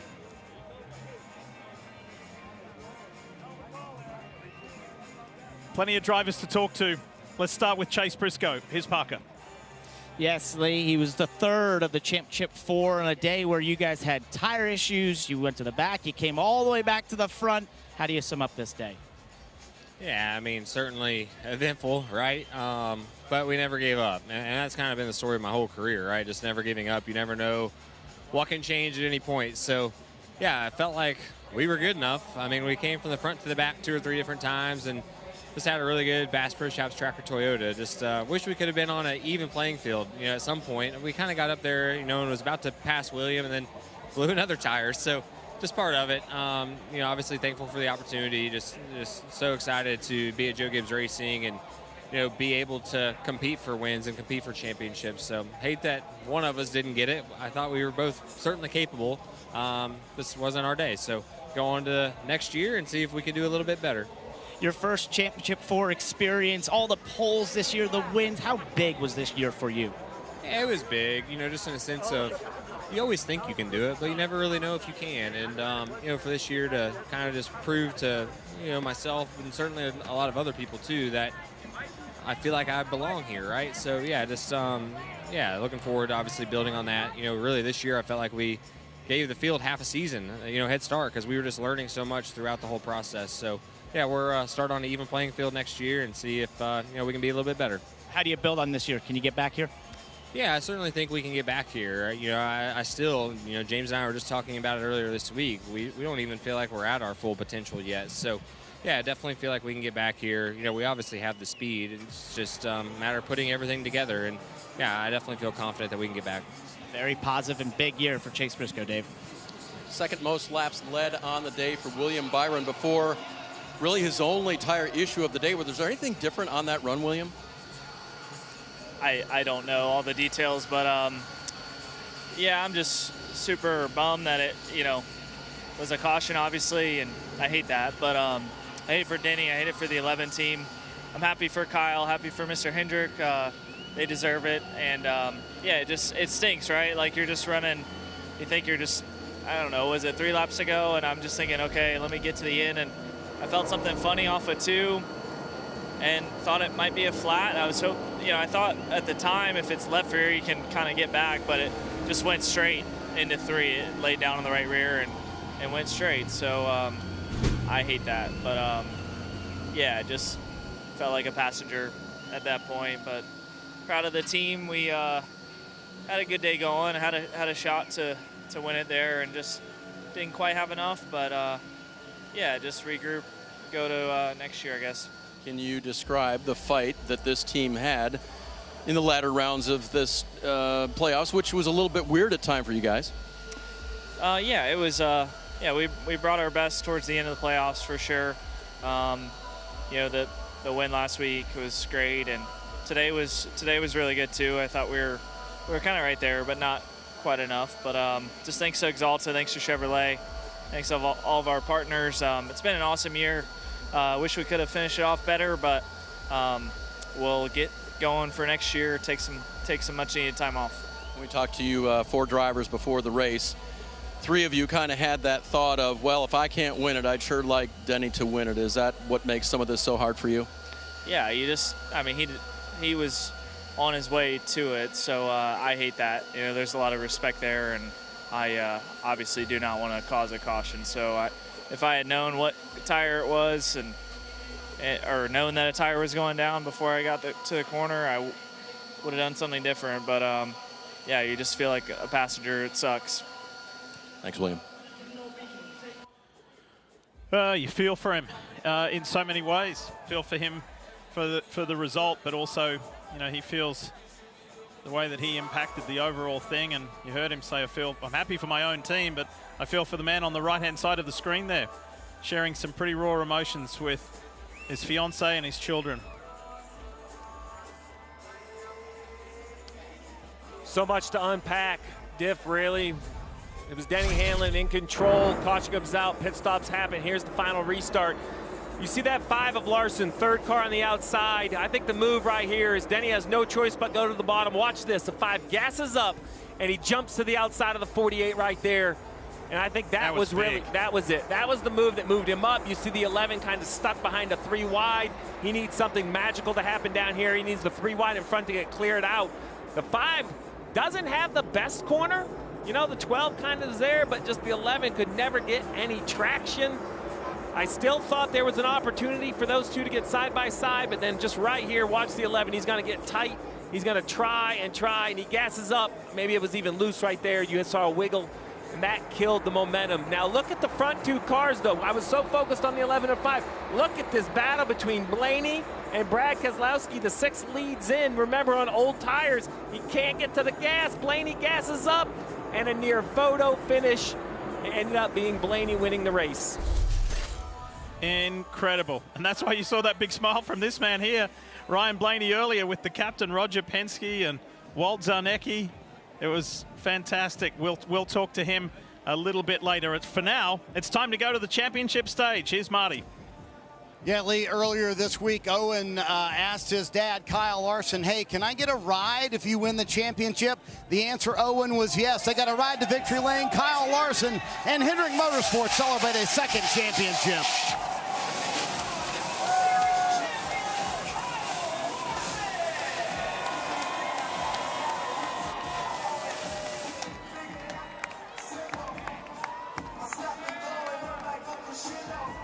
This will go down as one of the more dramatic championship runs.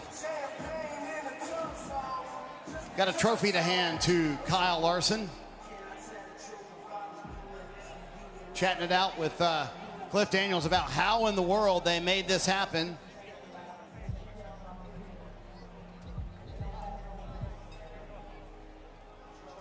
And now it's time to hand out some hardware. Get Steve Phelps, the commissioner of NASCAR, up here to give Kyle Larson the Bill France Cup for the 2nd time.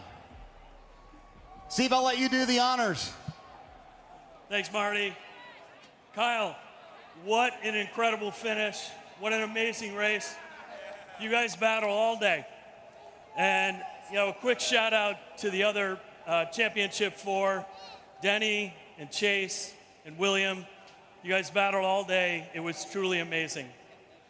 Congratulations to everyone on the 5 team, Cliff, your entire crew, to Rick Hendrick, and to Jeff Gordon and Jeff Andrews. Amazing. The partnership that you have with Chevrolet, it's incredible. So Kyle, on behalf of everyone at NASCAR, our fans all the way around the world, I want to congratulate you on being a 2-time NASCAR Cup Series champion and present to you the Bill France Cup.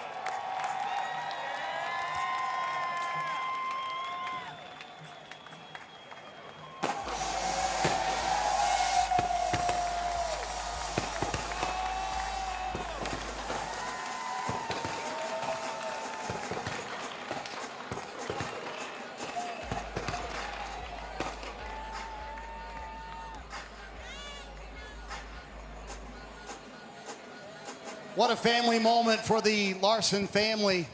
Owen said, hey, if we win it, you're going to give me a ride. You gave him a ride, but I need to credit him with those bracelets they made for you. Wound up being a good luck charm, Dad.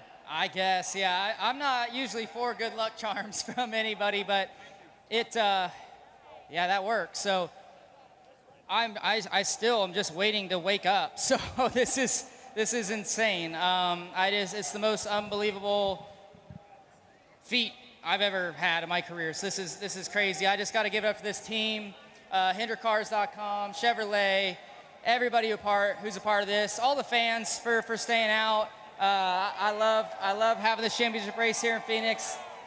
Always so many West Coast fans cheering for me, so it's so damn cool. You guys have been very vocal about all the adversity the 5-team went through this year. Does that make championship number 2 a little bit sweeter? Oh, no doubt, 100%. And two, to do it in the fashion we just did it there. I mean, we just never stopped fighting. We had so much go on there in the 3rd stage, and I never thought we were in it. You know, Cliff always said, just keep fighting, and you know, we're not out of this, we're not dead yet. And I was trying to believe him, but it was definitely tough. But those cautions, the pit calls, it was the right thing. And I'm speechless. You know, I would be lying too if I told you I wasn't, you know, a little bit sad for Denny too. You know, I mean, as a competitor, you know, and to see him, you know, put in so much work throughout his career, and to put in a perfect performance there, and to just have it not work out there at the end, it's hard to not feel for him. But obviously, I'm happy I won the championship. But man, he's a good friend, he's a great competitor, and they have a great team too. Very gracious of you to certainly mention that. Let's talk about your crew chief, Cliff Daniels. All the adversity, we just talked about it, that you guys faced this year. And you told us earlier this week, we got the best version of Cliff Daniels. He joins Ray Evernham and also Chad Canals as the only crew chiefs to win multiple championships for Hendrick Motorsports. How much did you want this for him? Oh, I wanted it so much for him. He works so hard. He puts in so much effort, not only on this team, but on himself personally. And we all, I think, want it so bad for ourselves, but even more for him and his leadership and how hard he works at it. So I knew all 4 of our cars would be pretty equal this week. I knew our teams were pretty comparable, but I knew I had Cliff Daniels, and that's something that nobody else had. So we are very fortunate for him, and Mr. H too, having him and Linda here today, everybody from Hendrick Automotive Group. It's just incredible. Again, I've said it a lot, but I can't believe it. I really just feel like I'm in some sort of dream right now, and I'm going to wake up and I'm going to be upset. It's okay. You can pinch yourself because you are indeed a 2-time NASCAR Cup Series champion. Thanks a lot. Thank you, guys. All right, Kyle Larson's going to celebrate with the family, and Audrey keeps bringing confetti, Lee, so she's going to make sure Dad is doused in confetti by the end of this night for sure. This is a family day that those kids will never, ever forget throughout the rest of their lives. An amazing performance. And Stevie, it just rings true to the old adage of never giving up. Yeah, 15 championships in 30 years for Mr. Hendrick. See Chase Elliott there to congratulate Kyle Larson. 3 wins early in the season. They had adversity through the summer, both on and off the racetrack, but for them to continue to fight, I think says a lot about the organization, says a lot about Cliff and Kyle Larson. And I think it's super classy to hear Kyle say that, you know, he has that empathy for Denny. He feels for a driver who was so close, but Kyle Larson should give himself some credit because the restart on 2 tires could have just as easily gone away for the 5 car, but he found a way to be in all the right spots at all the right times. Known kind of globally as probably one of the best who have ever done this, right? Not just stock cars. We've seen him in Indy cars and sprint cars. His talent kind of knows no bounds of a racing format. Today, it wasn't on display leading laps, but when it mattered the most, he found a way to run the 2 nearly perfect miles here at Phoenix to make 2 tires work, end up 3rd in the race, but 1st of the championship 4. There was a point in his day, in his race, as the 3-time champ, the outgoing champ, Joey Logano, comes to congratulate the Larson family. That's a lovely scene. But there was a point in Kyle's day in the 5 team where it looked like it was over. They rallied. Cliff Daniels, leading from the top of the box, said, this is not over. We still have a chance. Go get him. And we still have a chance to bring you more in this Progressive post-race show here on Peacock. Lots more drivers to talk to and lots more to talk about.